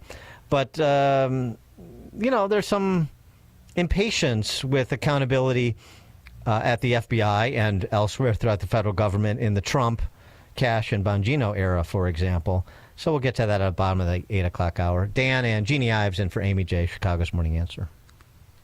The more you listen, the more you'll know. This is Chicago's Morning Answer. Morning Answer on AM 560. The Answer. The following is a paid advertisement by Family Vacation Getaways with the purpose of soliciting sales of vacation ownership. For complete details, please visit fvgradio.com. If you want a 100% complimentary stay at a luxury resort in Cancun, airfare not included, then Family Vacation Getaways is your ticket to paradise. See website for complete details. We're giving away 5 days and 4 nights to the first 50 callers who can name an animal that lays eggs and is not a bird. An animal that lays eggs and is not a bird. Do you know it? Call now, 800-208-0414, 800-208-0414. You're also eligible for an exciting bonus vacation to Orlando, Florida for just $498. And don't worry about anything ruining your plans. We can extend your travel up to 18 months. Name an animal that lays eggs and is not a bird, and you get a complimentary Cancun resort stay and an optional bonus vacation to Orlando for just $498. What are you waiting for? Call 800-208-0414, 800-208-0414, and give us your answer. The preceding is not a contest and is a paid advertisement by Family Vacation Getaways and not sponsored by this program or its affiliates. Gain insight into building strong marriages and raising godly children with Focus on the Family with Jim Daly each weekday at 11:30 a.m. on our sister station, AM 1160. Hope for your life. Don't miss In Grace with Pastor Jim Scudder Jr., now heard on Sunday mornings at 7:30. Tune in and find hope as Jim Scudder explores God's Word and His world each Sunday morning right here on AM 560, The Answer. AM 560, The Answer. Top of the morning, Dan, and in for Amy. Jeannie Ives at 8:08. Actually, we'll continue on our conversation. I forgot we had James Gagliano, former FBI agent. Yeah. Will join us at 8:08 to talk more about Comey and also about accountability under Cash and Bongino. It is now 8 a.m., AM 560 WIND. A thank you from former President Biden. I'm Dave Anthony, Fox News. For all the support he's gotten since he was diagnosed with an aggressive form of prostate cancer that has spread to his bones. Presidents Trump and Obama and former Vice President Harris are among past and present world leaders and others wishing former President Biden a successful recovery from prostate cancer. The former president posting on X a picture smiling next to his wife, writing, "Cancer touches us all. Like so many of you, Joe and I have learned that we are strongest in the broken places. Thank you for lifting us up with love and support." That's Fox's Chris Foster. A Biden statement says the aggressive prostate cancer may be treated with hormone therapy. President Trump wished the former president a fast and successful recovery. Next hour, he's supposed to have a phone call with Russia's leader. U.S. Ambassador to NATO Matt Whitaker tells Fox Vladimir Putin will listen to President Trump, and I think President Trump's decisive diplomacy is forging a Russia-Ukraine ceasefire. But Fox's Peter Doocy reports from the White House. If White House officials determine that Putin is not negotiating in good faith, the president could soon drop some additional sanctions on Russia. After the Trump-Putin call, the president is supposed to have a conversation with Ukraine's President Volodymyr Zelensky. Israel is ordering Palestinians to evacuate Gaza's second largest city as they ramp up operations against Hamas following deadly weekend airstrikes. Israel is also going to allow food to be sent into Gaza after a blockade because of starvation concerns. People are out salvaging what's left of homes. Tornadoes turned to rubble in several states over the weekend. Most of the 28 people killed were in Missouri and Kentucky, where Fox's Katie Byrne reports from Laurel County. One survivor named Ida told me she got in her bathtub with 4 other family members. They lied on top of each other, holding each other. And after the tornado passed, they were outside pulling their neighbors from underneath rubble. It's bad. We lost everything except some in the house, not much. The roof is leaking. We need help. America's listening to Fox News.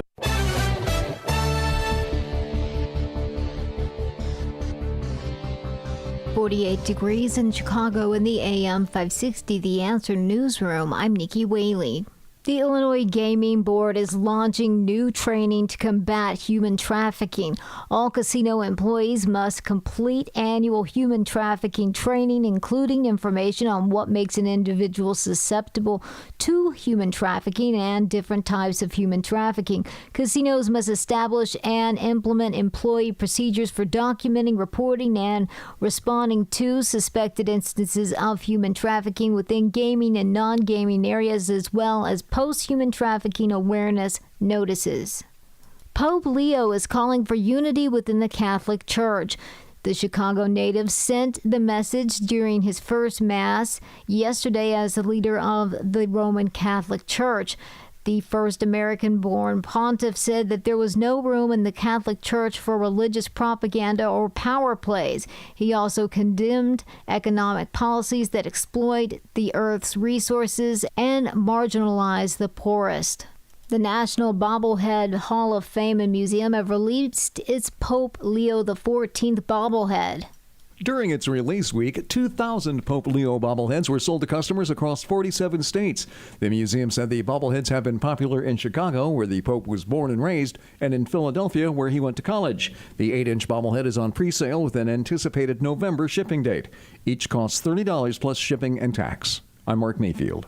News is a service of almostfreeteeth.com. What if you could save on average 90% for dental implants and get 100% of your smile back? With the Blue Cross Blue Shield PPO or FEP, it's possible. Check if you qualify at almostfreeteeth.com. A check of the roads coming up in 2 minutes, but now time for the Signature Bank Business Beat. I'm Stuart Varney, and this is the Fox Business Report.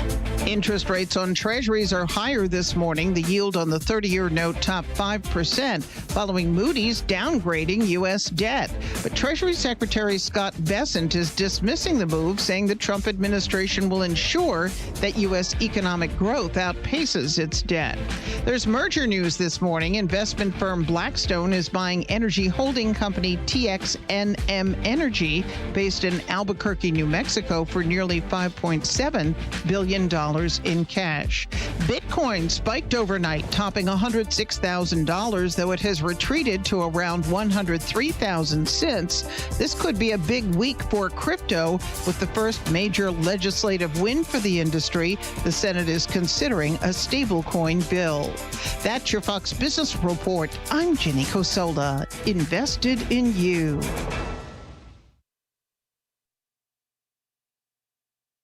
Hey Chicago, it's me, Larry Elder, the sage from South Central, the great Al Dursky, Don Lorenzo, and I want you to join me along with Dan Proft and Sean Thompson for AM 560's upcoming cigar nights on May 21st and 22nd. I'm looking forward to meeting all of you and sitting down to talk about everything that's been happening during the first 100 days of the Trump administration. Get your tickets today at 560theanswer.com/cigar. That's 560theanswer.com/cigar. And I'll see you on May 21st and 22nd. Come hungry to Scott Tucker Solutions Night at Portillo's, benefiting the Chicago Police Memorial Foundation. Join us Thursday, May 22nd from 5 to 8 p.m. at Portillo's in Niles at 8832 West Dempster Street and use the cashier code Portillo's20. The night's bill is on Scott Tucker, and you eating free Portillo's helps support the families of fallen and disabled Chicago police officers and their families via the Chicago Police Memorial Foundation. Enjoy your favorites, hot dogs, Italian beef, and chocolate cake. Scott Tucker is picking up the check, and Portillo's is donating 20% of gross sales to the Chicago Police Memorial Foundation. So bring your appetite to Scott Tucker Solutions Night at Portillo's. It's Thursday, May 22nd from 5 to 8 p.m. at the Portillo's in Niles at 8832 West Dempster Street. And make sure to use the cashier code Portillo's20. Eat well and come out and run up Scott Tucker's bill and support the Chicago Police Memorial Foundation. We'll see you there. Investment advisory products and services made available through AE Wealth Management, LLC, a registered investment advisor. Living with everyday pain is like having a voice that always says, no, you can't do that. No, you better sit this one out. It's no way to live. So if pain is affecting you, see how Relief Factor can help get you back to life on your terms. One where you say yes a lot more. Relief Factor is a daily supplement that fights pain naturally. Developed by doctors, Relief Factor's unique formula of natural ingredients does not just mask pain, it helps reduce or eliminate it for good. Whether it's your back, neck, joints, or muscles, Relief Factor can help you, as it has for so many others. So call 1-800-4RELIEF and give Relief Factor's 3-week quick start a try. It's only $19.95, less than $1 a day to get your life back. Just go to ReliefFactor.com or call 1-800-4RELIEF. That's 1-800-4 relief, and see how you can say yes to more of everything you want. Are you planning to remodel your kitchen, bathroom, basement, or whole home? Explore why homeowners call Forever Remodeling the remodeling machine. With over 2,000 completed projects, our expert designers, project managers, and installers work together like clockwork, delivering stunning results on time and on budget. From creative design to detailed installation, we build beautiful, functional spaces without the stress. Call Forever Remodeling today at 847-809-3355 or visit foreverremodeling.com. That's the number 4, everremodeling.com to schedule your free in-home design consultation. Salem News Channel is America's fastest growing conservative TV network. It's an absolute crazy day. Home to the largest lineup of free speech champions anywhere, delivering in-depth insight and unapologetic opinion on today's biggest news stories. Americans aren't going to put up with this anymore. SNC brings you the news that matters, told with integrity and clarity. Watch Salem News Channel free 24/7 on your television. Stream now on Samsung TV Plus, channel 1177. If you're purchasing a new home or refinancing your existing home, you need to call Team Hochberg, your trusted local lender. Tom contacted us for a HELOC and financial planner recommendation. After I spoke with Tom, he submitted this 5-star Google review. Reached out to David for a HELOC and financial advisor referral. He put me in touch with KCTCU for a HELOC and fiduciary advisor within 24 hours. David helped me refinance several years ago and provided great service then as well, and will recommend his services to friends and family that need a loan in the future. Thank you, David. No, thank you, Tom. If you'd like this type of 5-star service, call Team Hochberg now at 855-563-2843 or visit 56david.com. That's 855-563-2843 or visit 56david.com. That's 855-563-2843 or visit our website 56david.com. Lower.com, equal housing lender, MLS 1124061. From the Team Hochberg Traffic Center, I'm Nikki Whaley. On the Edens inbound from Lake Cook to Montrose, 16 minutes, 17 minutes outbound. On the Kennedy inbound from Montrose to the Byrne interchange, 33 minutes, outbound 34 minutes. On the Eisenhower inbound from Wolf to the old post office, 41 minutes, outbound 25 minutes. On the Stevenson inbound from the Tri-State to Lakeshore Drive, 39 minutes, outbound about 23 minutes. On the Dan Ryan inbound from 95th to the Byrne interchange, 23 minutes, outbound 13 minutes. On the Dan Ryan Express Lanes inbound from Marquette to Stevenson, 11 minutes, outbound 13. Chicago's Morning Answer continues next, but now a check of your forecast from the National Weather Service. Turning cloudy today, cooler shower this afternoon, high today 56, clouds and breezy, some late night rain, low tonight 48. Rain at times, windy, cool day tomorrow, the high tomorrow at 59. And then for Wednesday, rain and drizzle, high 56. I'm Steve Williams on AM 560, The Answer. Get the latest weather, traffic, and news updates online at 560theanswer.com. Now, from the Signature Bank Studios. This is Chicago's Morning Answer with Dan Proft and Amy Jacobson on AM 560. The Answer.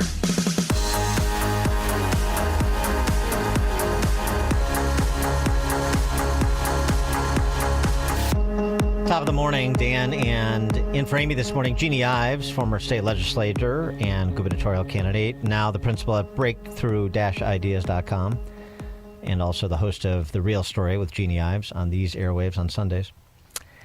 So, you want to be patient when a new administration takes over and you get your personnel in place. So you want to be patient. But, with rogue agencies, there's a particular rogue law enforcement agencies, as I would argue the FBI was under Jim Comey, and Andy McCabe and Peter Strzok and Lisa Page, and I could go on. But you get the Andrew Kleinsmith. But you get the picture.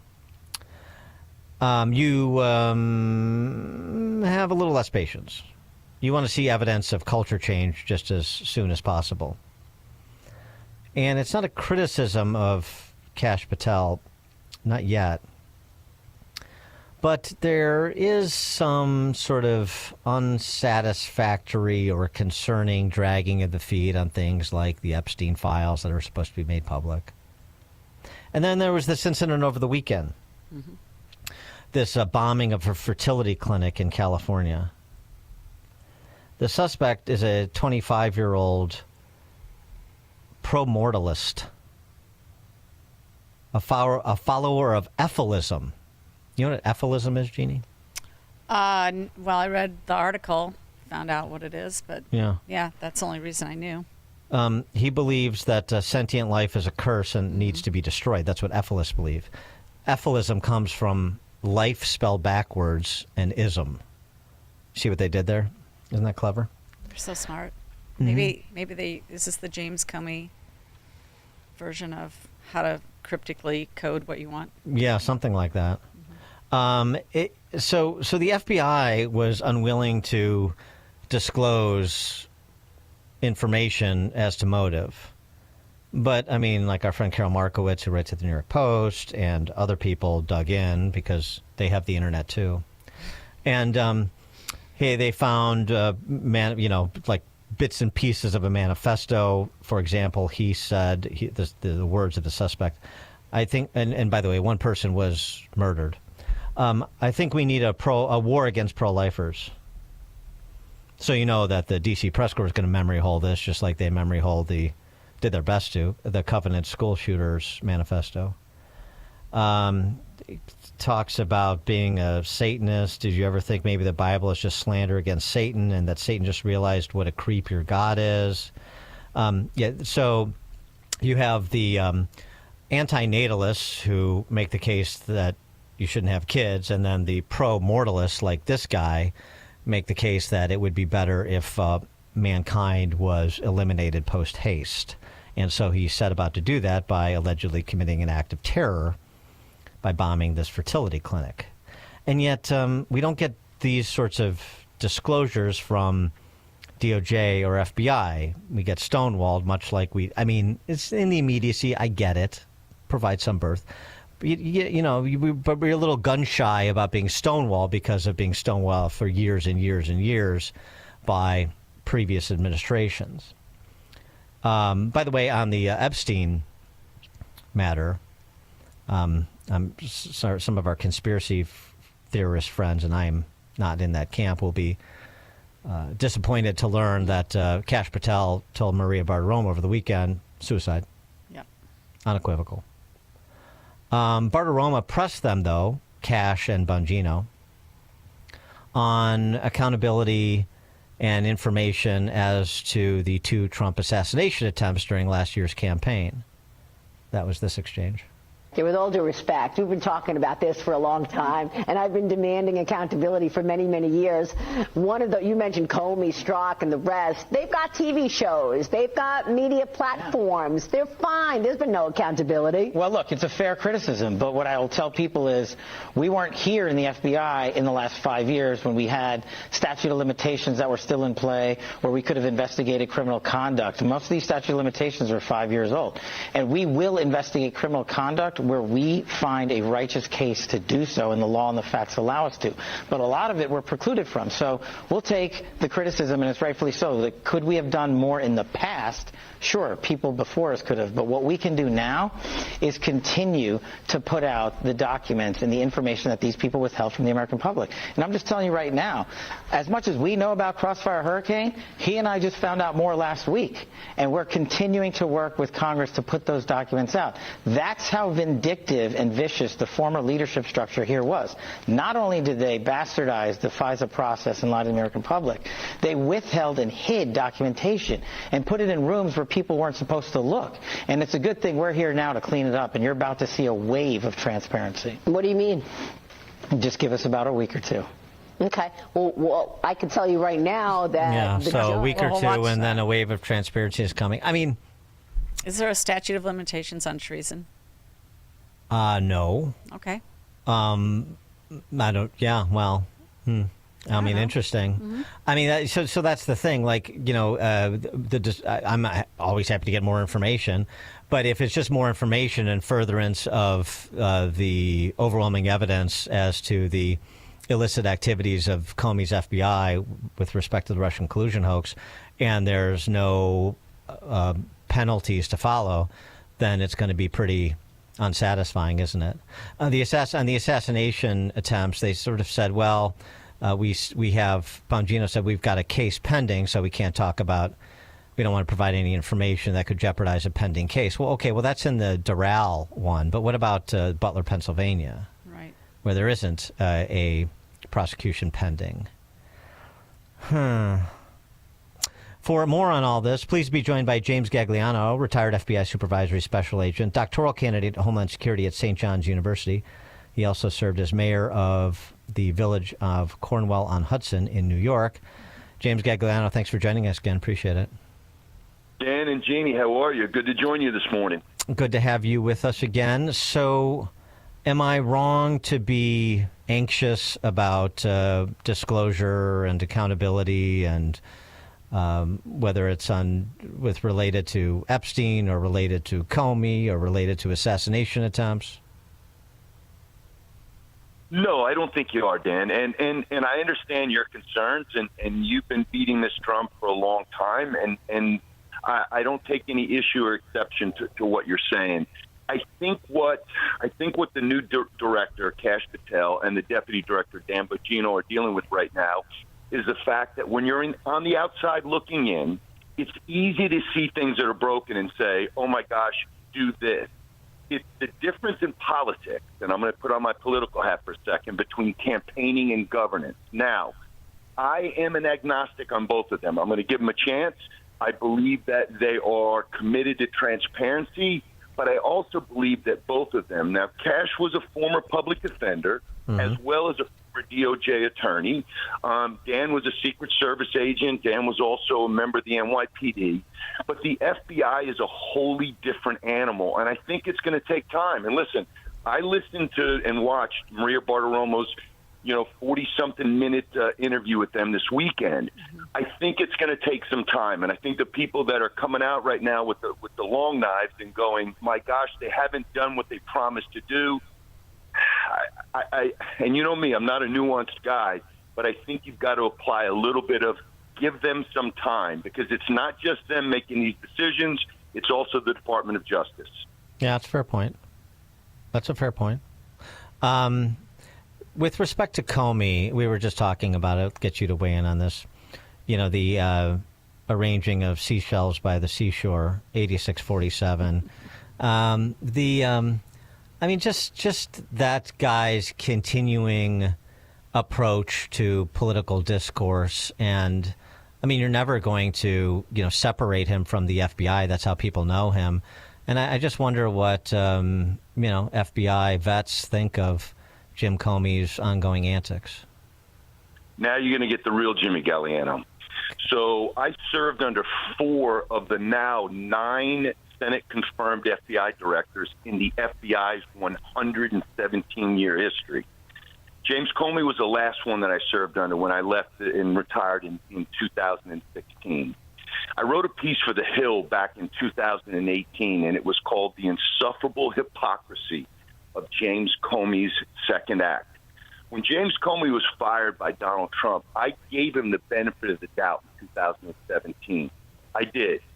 What I've come to find out since, and which many of us, because you're asking, hey, Jimmy, what's the take of, retired FBI agents, and even some of those that are still on duty, we're not a monolith of ideas.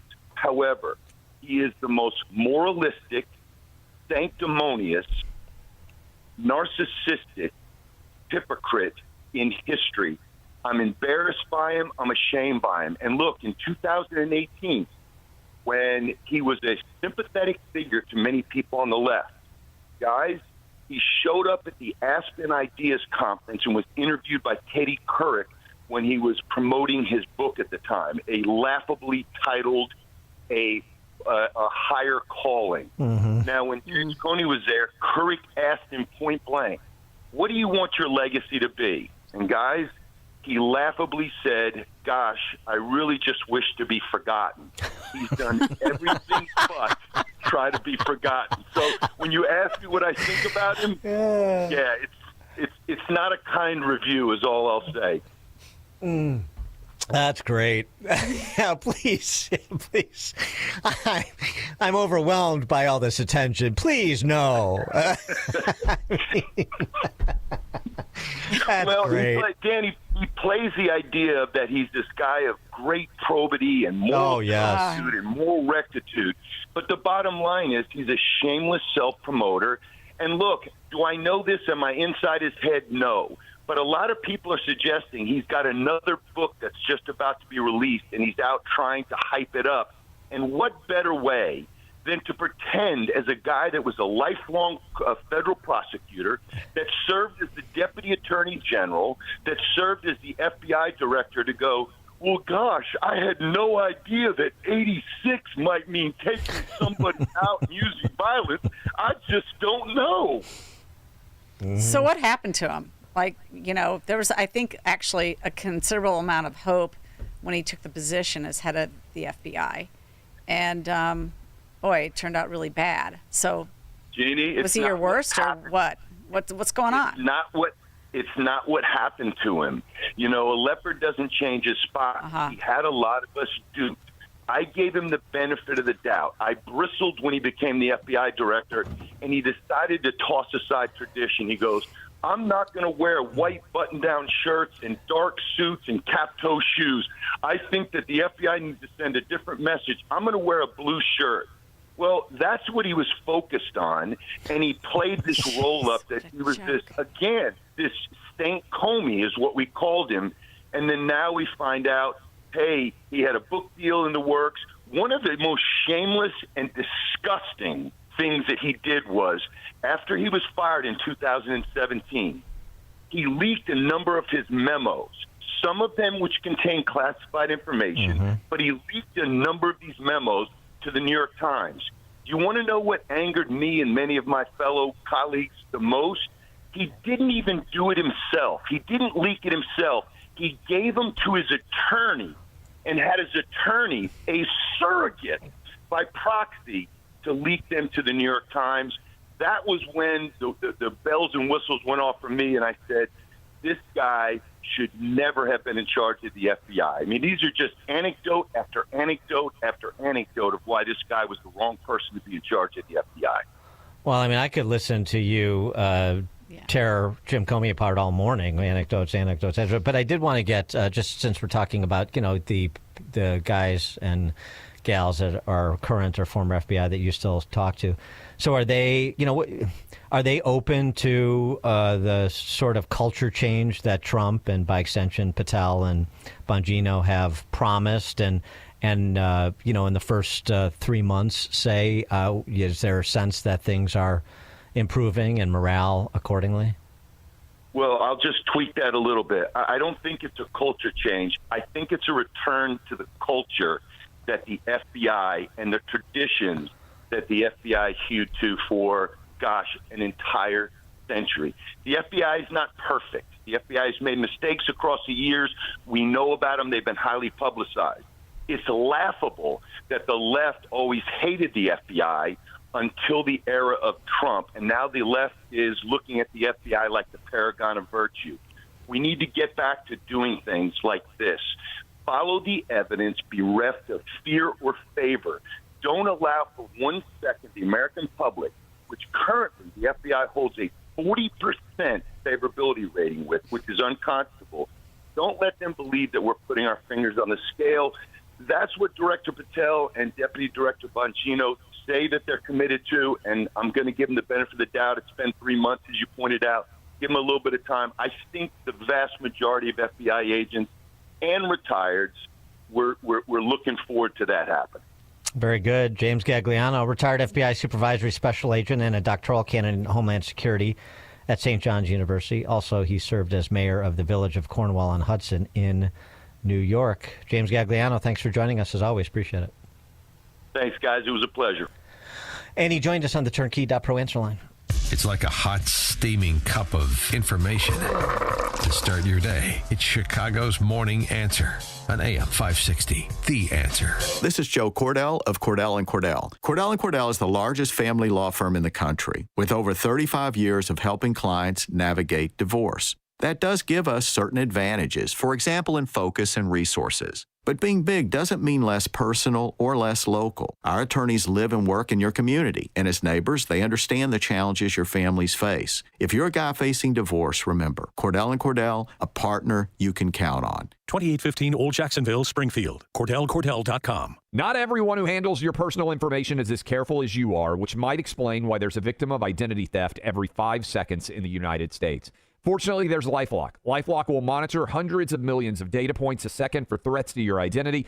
And if your identity's stolen, a U.S.-based restoration specialist will fix it guaranteed or your money back. Save 40% your first year with my name, Clay, as your promo code at LifeLock.com. LifeLock. For the threats you can't control, terms apply. Hi, Amy Jacobson here. With the crime we're seeing in Illinois, I know how important it is to keep my home and my family safe. That's why I chose Goldilocks for my home security. One of their awesome technicians just came over and gave me a free assessment of my home. They found vulnerabilities that intruders typically look for and created a personalized plan for me. Goldilocks offers state-of-the-art smart home security systems with HD cameras, motion detectors, smart locks, mobile notifications. As you know, crime in Illinois is out of control, and I'll sleep easier knowing that Goldilocks has my back. They even offer commercial security systems for any size business. Tell them Amy Jacobson sent you, and Goldilocks will include 3 months of monitoring for free with any new install. Call Goldilocks today at 708-889-5600. That's 708-889-5600. Or visit them online at GoldilocksInc.com. That's GoldilocksInc.com. You never want to miss one of life's most important moments. A graduation, a birthday, a first communion, a wedding. When these moments happen, you want to make sure to capture them so that you and your loved ones can remember them for years to come. For over 30 years, families have relied on Tom Kaloran Photography to capture important life moments. This locally owned family business can provide the solutions you need for your important event photography, from weddings and birthdays to class reunions and golf outings. No matter the size or scope, Tom Kaloran Photography will make sure you have lasting memories to share for years to come. Tom Kaloran Photography is also the official photographer for AM 560 The Answer. To learn more and to see their portfolio, just visit KaloranPhotography.com. That's KILLORAN photography.com. Or call them at 708-361-0025. Tom Kaloran Photography, capturing important life moments for over 30 years.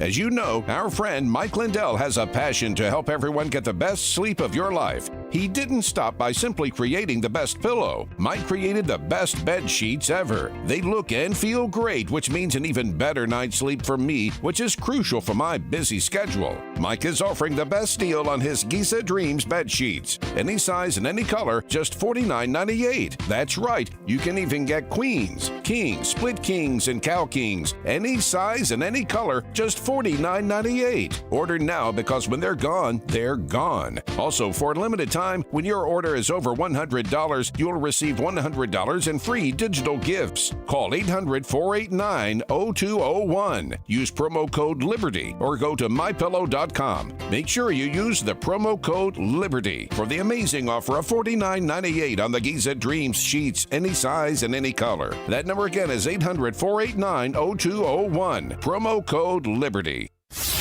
This hourly segment is sponsored by Protecting Your Assets with Steve Shyman. Listen Saturday mornings at 8. Learn more at willsave.com. AM 560, The Answer. Coming up at 8:38, Speaker Johnson is able to muscle the so-called big, beautiful bill out of the House Budget Committee, but our friend Steve Moore and Unleash Prosperity just posted, "We stand with Chip." Chip Roy, Republican from Texas and a holdout, will adjudicate the case at 8:38. Now we check the headlines.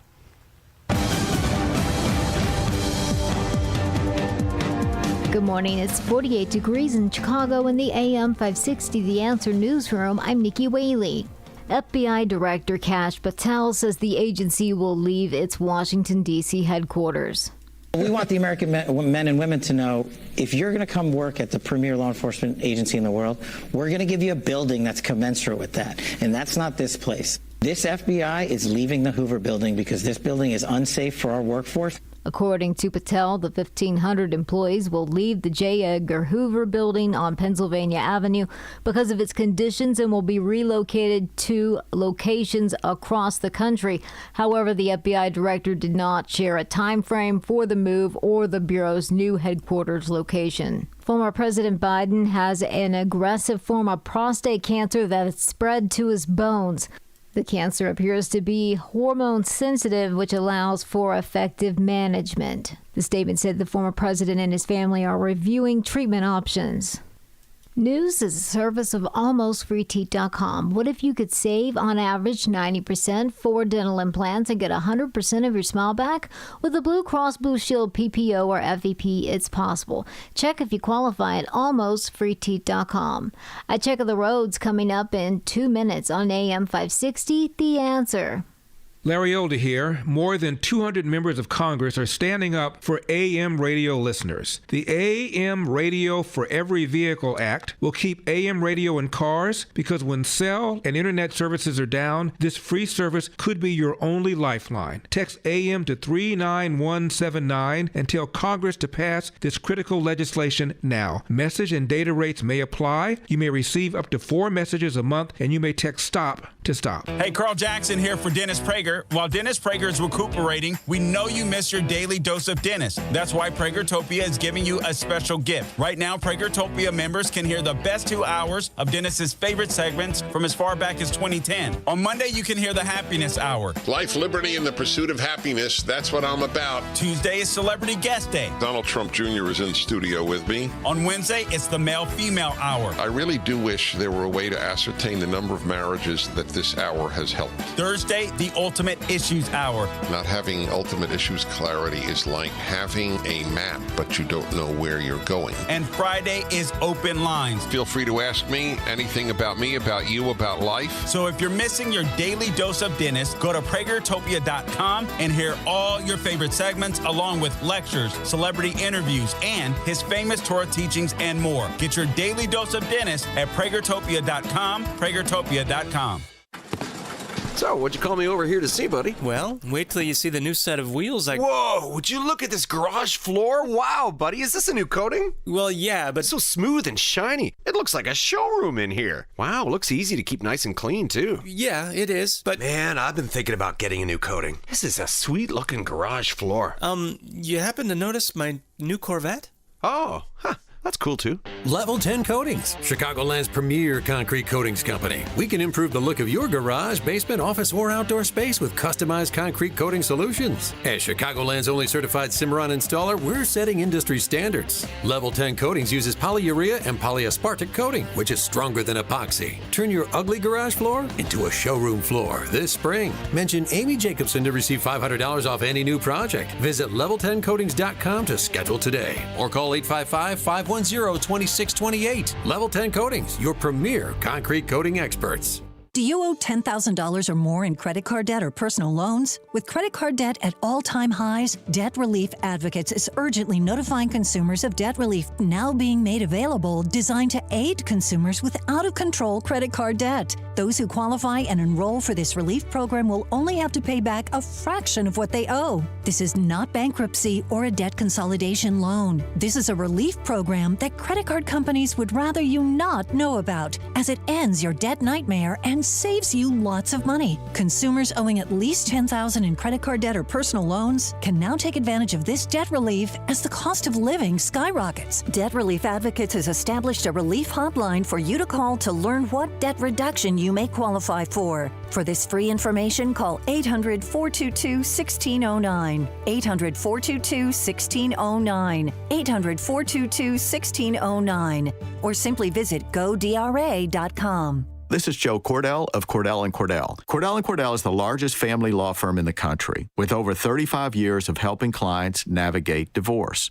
That does give us certain advantages, for example, in focus and resources. But being big doesn't mean less personal or less local. Our attorneys live and work in your community, and as neighbors, they understand the challenges your families face. If you're a guy facing divorce, remember, Cordell & Cordell, a partner you can count on. 2815 Old Jacksonville, Springfield. CordellCordell.com. Not everyone who handles your personal information is as careful as you are, which might explain why there's a victim of identity theft every 5 seconds in the United States. Fortunately, there's LifeLock. LifeLock will monitor hundreds of millions of data points a second for threats to your identity. And if your identity's stolen, a U.S.-based restoration specialist will fix it guaranteed or your money back. Save 40% your first year with my name, Clay, as your promo code at LifeLock.com. LifeLock. For the threats you can't control, terms apply. From the Team Hawkburg Traffic Center, I'm Nikki Whaley. The Edens inbound from Lake Cook to Montrose, 19 minutes both directions. On the Kennedy inbound from Montrose to the Burn interchange, 45 minutes. Outbound, about 37 minutes. On the Eisenhower inbound from Wolf to the Old Post Office, 42 minutes. Outbound, 32 minutes. On the Stevenson inbound from the Tri-State to Lakeshore Drive, 37 minutes. Outbound, 26 minutes. And the Dan Ryan inbound from 95th to the Burn interchange, 28 minutes. This report is sponsored by Mattress Firm. Don't postpone better sleep. Shop Mattress Firm's Memorial Day sale now. Upgrade to a premium bed from a curated selection and take your rest to the next level. Don't miss out. Visit Mattress Firm today. Get matched. Sleep at night. Chicago's Morning Answer continues next, but now check the air forecast from the National Weather Service. Cloudy and cooler, a shower by afternoon, high today only 56. Clouds and breezy, late night rain tonight, low 48. Rain at times, windy, cool day tomorrow, the high 59. Rain and drizzle Wednesday, the high 56. I'm Steve Williams on AM 560. The Answer. Now, from the Signature Bank Studios.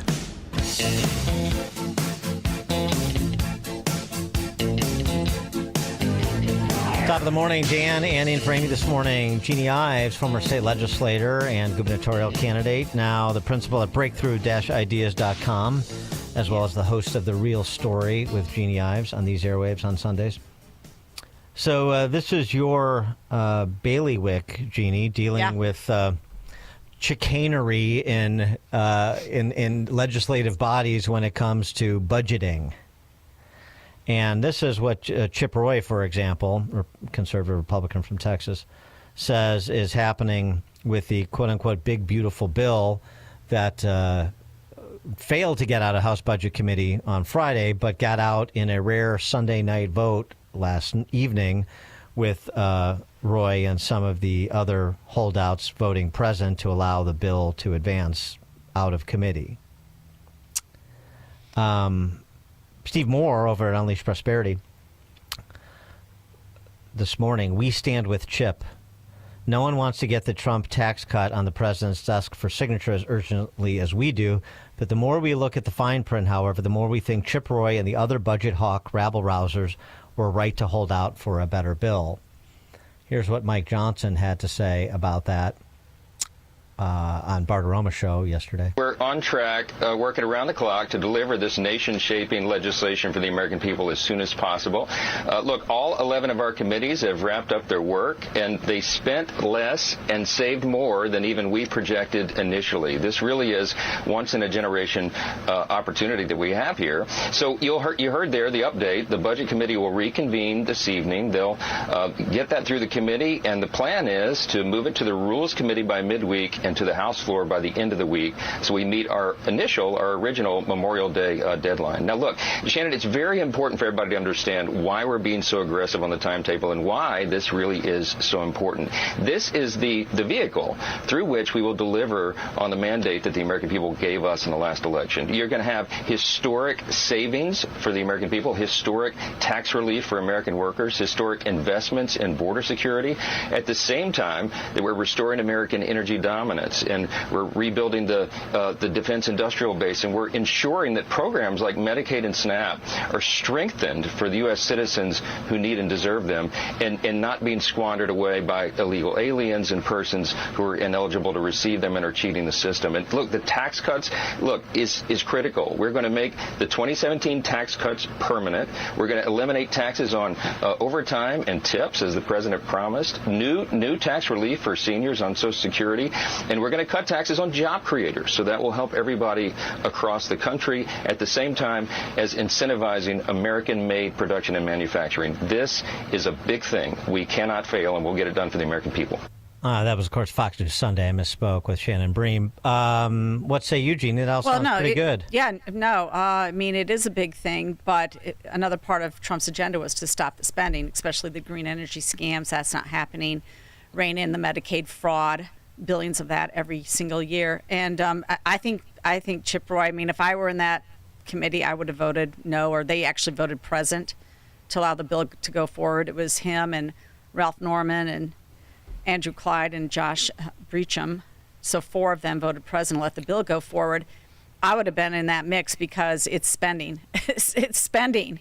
It's wasting our money. That's what it's about. I mean, sure, and I think the tax cuts will get done regardless. So they have this lever to hold out for better spending cuts, and they should. They absolutely should. I mean, It's out of control. I understand that Speaker Johnson has to market this, and but I like Speaker Johnson, but I mean, come on. If we were having an honest moment with Mike Johnson, the idea that you don't reform the perverse incentives of Medicaid, where you have the feds paying states more for prime-age men than for low-income pregnant women, and he would say, oh, yeah, well, that's perverse incentive. That the Medicaid work requirement doesn't even kick in until 2029, which means if the neo-Marxist party took over the House in 2028, that the work requirement is by the boards. And, talking about for able-bodied people. So, I mean, it really is sort of weak tea on the spending side. And we talked to Steve Moore about that on Wednesday, that projecting out 10 years, the Dems want to spend $89 billion and Republicans have countered with $87 billion. I mean, that is not exactly... Trillion, excuse me. Yeah, 89 trillion and 87 trillion over 10 years. That is not exactly, Doge-style culture change inside the Beltway. 312-642-5600, turnkey.pro, answer line. Or the thing is, they have the upper hand. With Mike? No, they have the upper hand, though. They are running the committee. They're running the bill. They have all the inside information. They can go line item by line item. They can out their own colleagues who refuse to do the right thing on the spending side. It's what the people want. People want the spending cuts. And it is different here in the state of Illinois because the budget is done in the dark with a few Democrats and a few staffers, and not even rank and file Democrats know what's in that bill. It's thrown out there 2 hours beforehand, and it is loaded up with garbage. Loaded up. I mean, we did a press conference. Well, actually, the conservative state reps did a press conference last week on this very issue. Like $1 billion going to bogus NGOs that should be completely wiped out of the budget. Names that people have never heard of, just euphemistically named NGOs that do nothing, like Maddie's Mitten March. What the hell? Seriously. You're giving millions to them. I mean, this is ridiculous. People are sick of it. And if you call it out by name, I think people will be with them.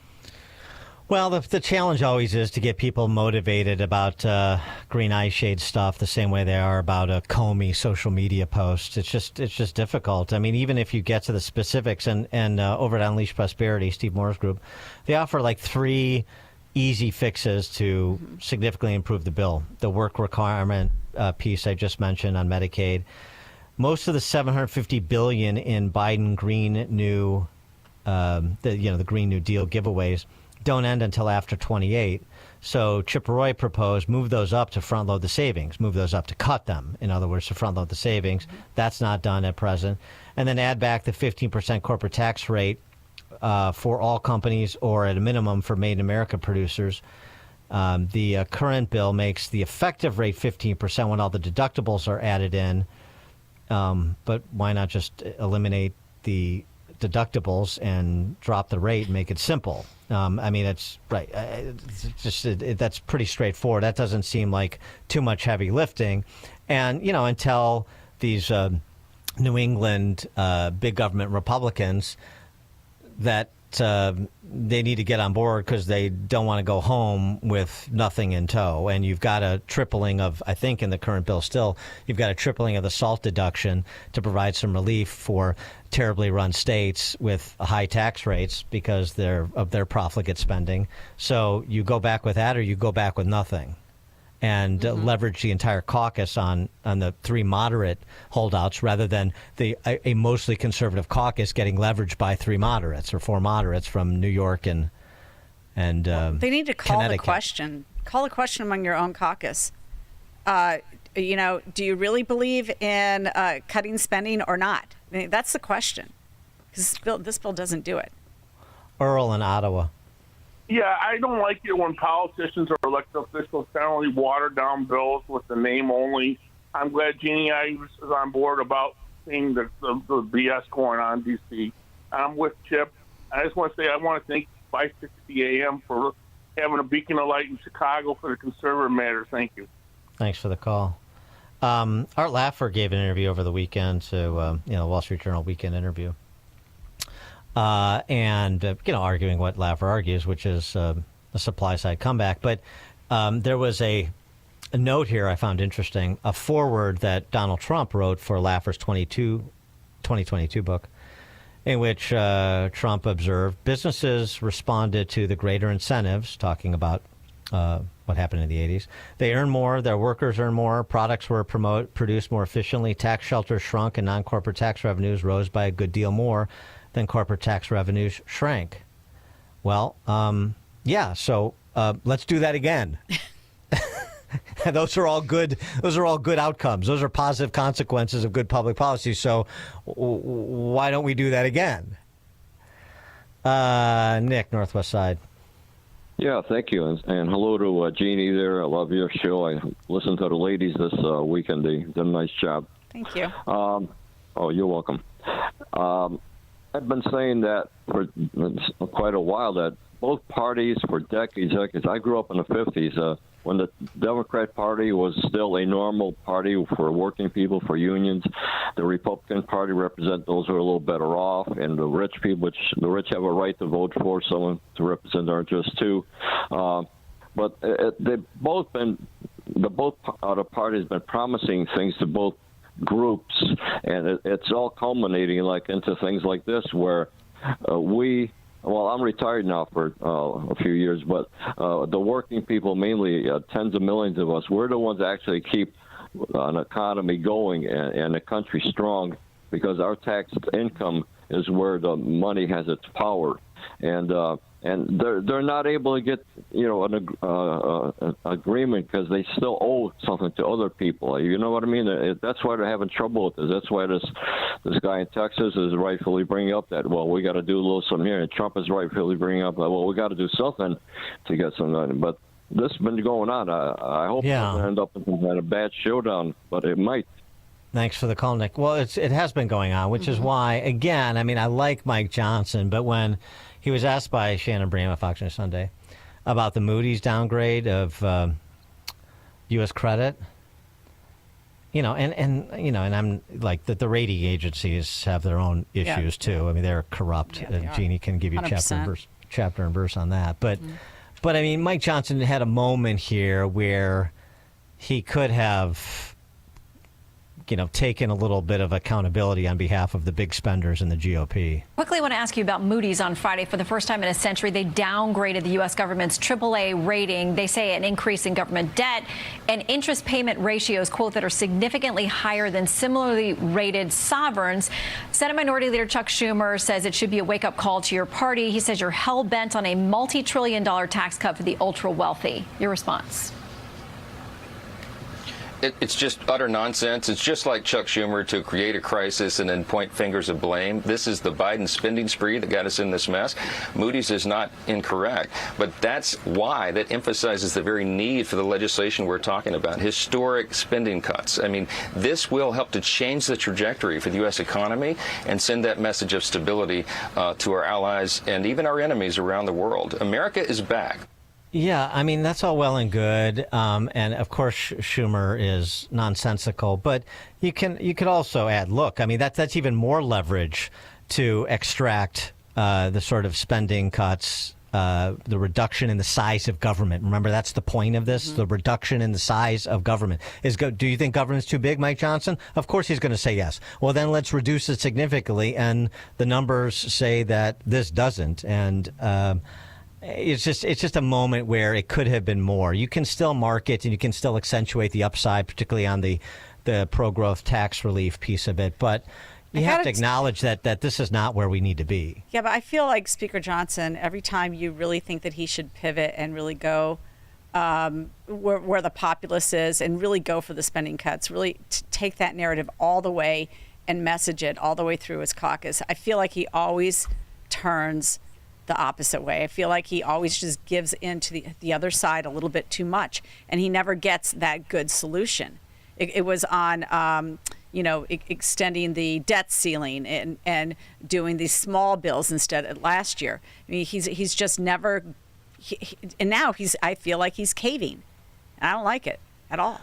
Well, and I think part of this, I mean, just thinking of the politics, and you understand how this works, of course, is that if he doesn't have Trump's backing, or maybe Trump whispering in your ear saying, take what you can get, or path of least resistance, or we need to get this done and, find the way, and I'll be on board with whatever you're able to accomplish. I mean, then it becomes something. I think it would be a different dynamic if Trump decided to spend political capital on this, but to date he has basically chosen not to.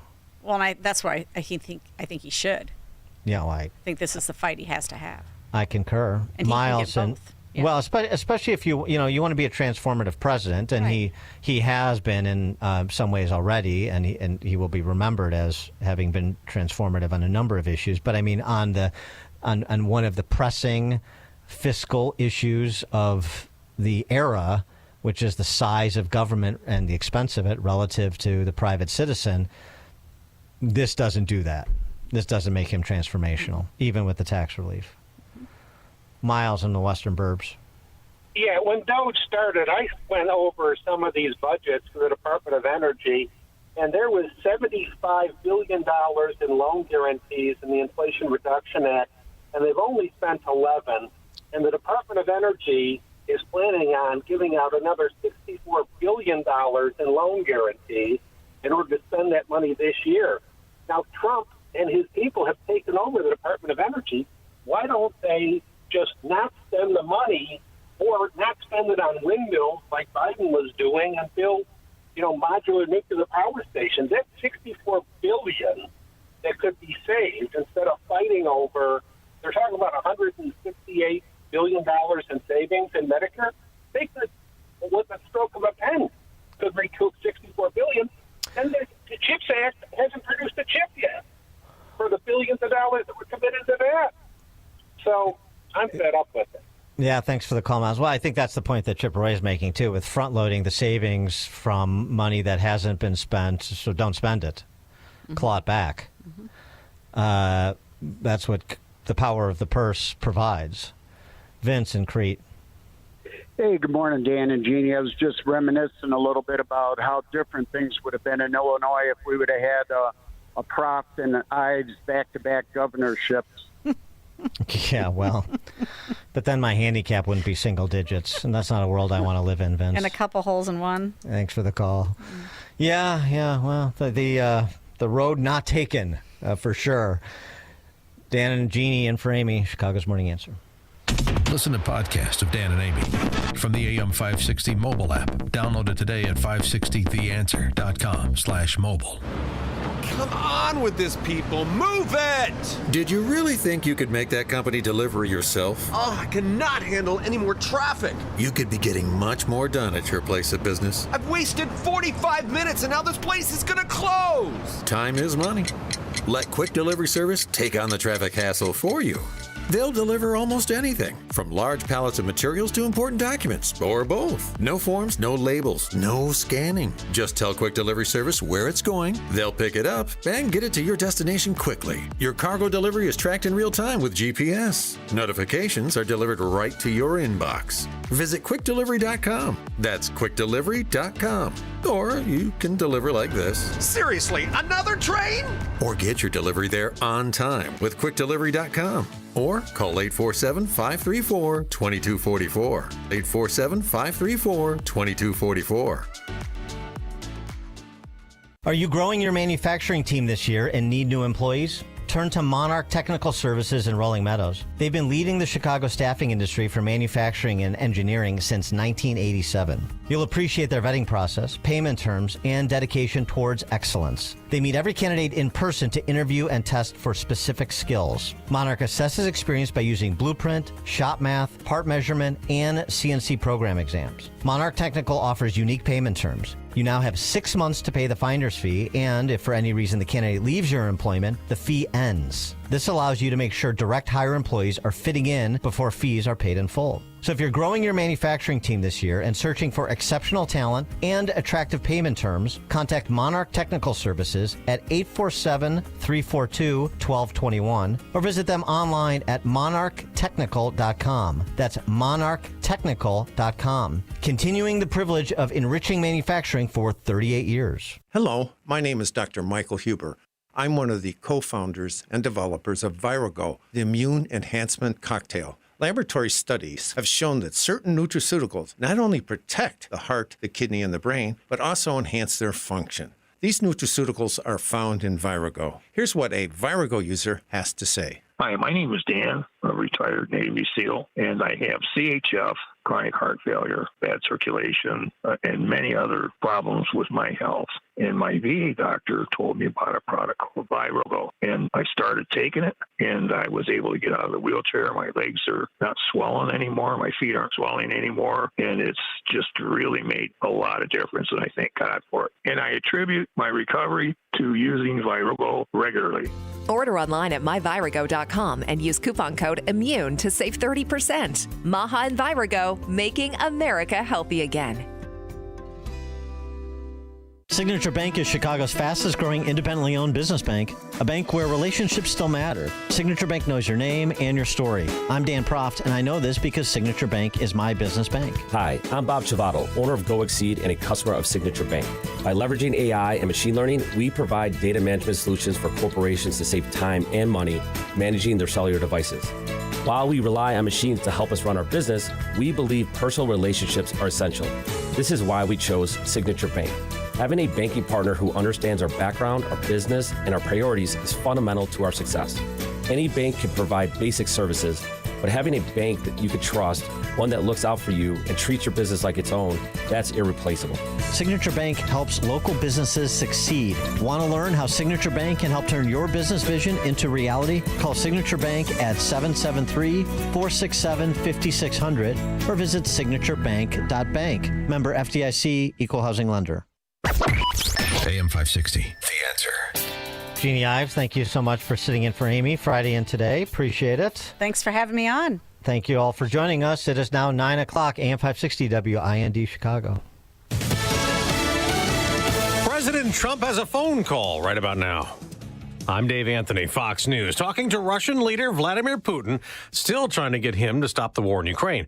And then there will be a Trump phone call with Ukraine's President Volodymyr Zelensky right after. The president instructed his team to end this war within the first 100 days back in office. But as that deadline came and went, the president and his team started to wonder if Putin and the Russians are just tapping the White House along. If White House officials determine that Putin is not negotiating in good faith, the president could soon drop some additional sanctions. That's Fox's Peter Doocy at the White House. Vice President J.D. Vance flying back from Rome, where he and Secretary of State Marco Rubio attended Pope Leo XIV's installation mass and then met him, bringing an invitation from President Trump to visit the White House. Vance just said on Air Force Two, the Pope is going to be a great advocate of world peace, and obviously I serve a president I think is a great advocate of world peace, and so we're going to find some very important things to work together on. The manhunt continues for 7 escaped prisoners in Louisiana, where there's a reward and also a warning from Governor Jeff Landry. If anybody harbors them, if anybody aids them, and we find out, we will arrest you. 3 others were captured Friday after they all broke out of the Orleans Justice Center through a hole they made behind a toilet. The House Budget Committee advanced last night a big bill. President Trump's One Big Beautiful Bill will be a boon for working class America. White House Press Secretary Caroline Leavitt just said that bill not only extends the 2017 Trump tax cuts, but also adds this. No tax on tips for our hardworking waiters, waitresses, and service workers.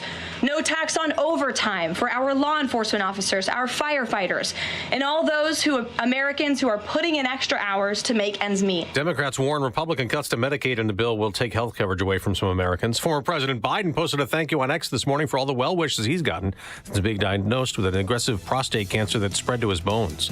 America's listening to Fox News. Now, your official weather forecast. For this afternoon, rather cloudy, breezy, and a bit cooler with high 56.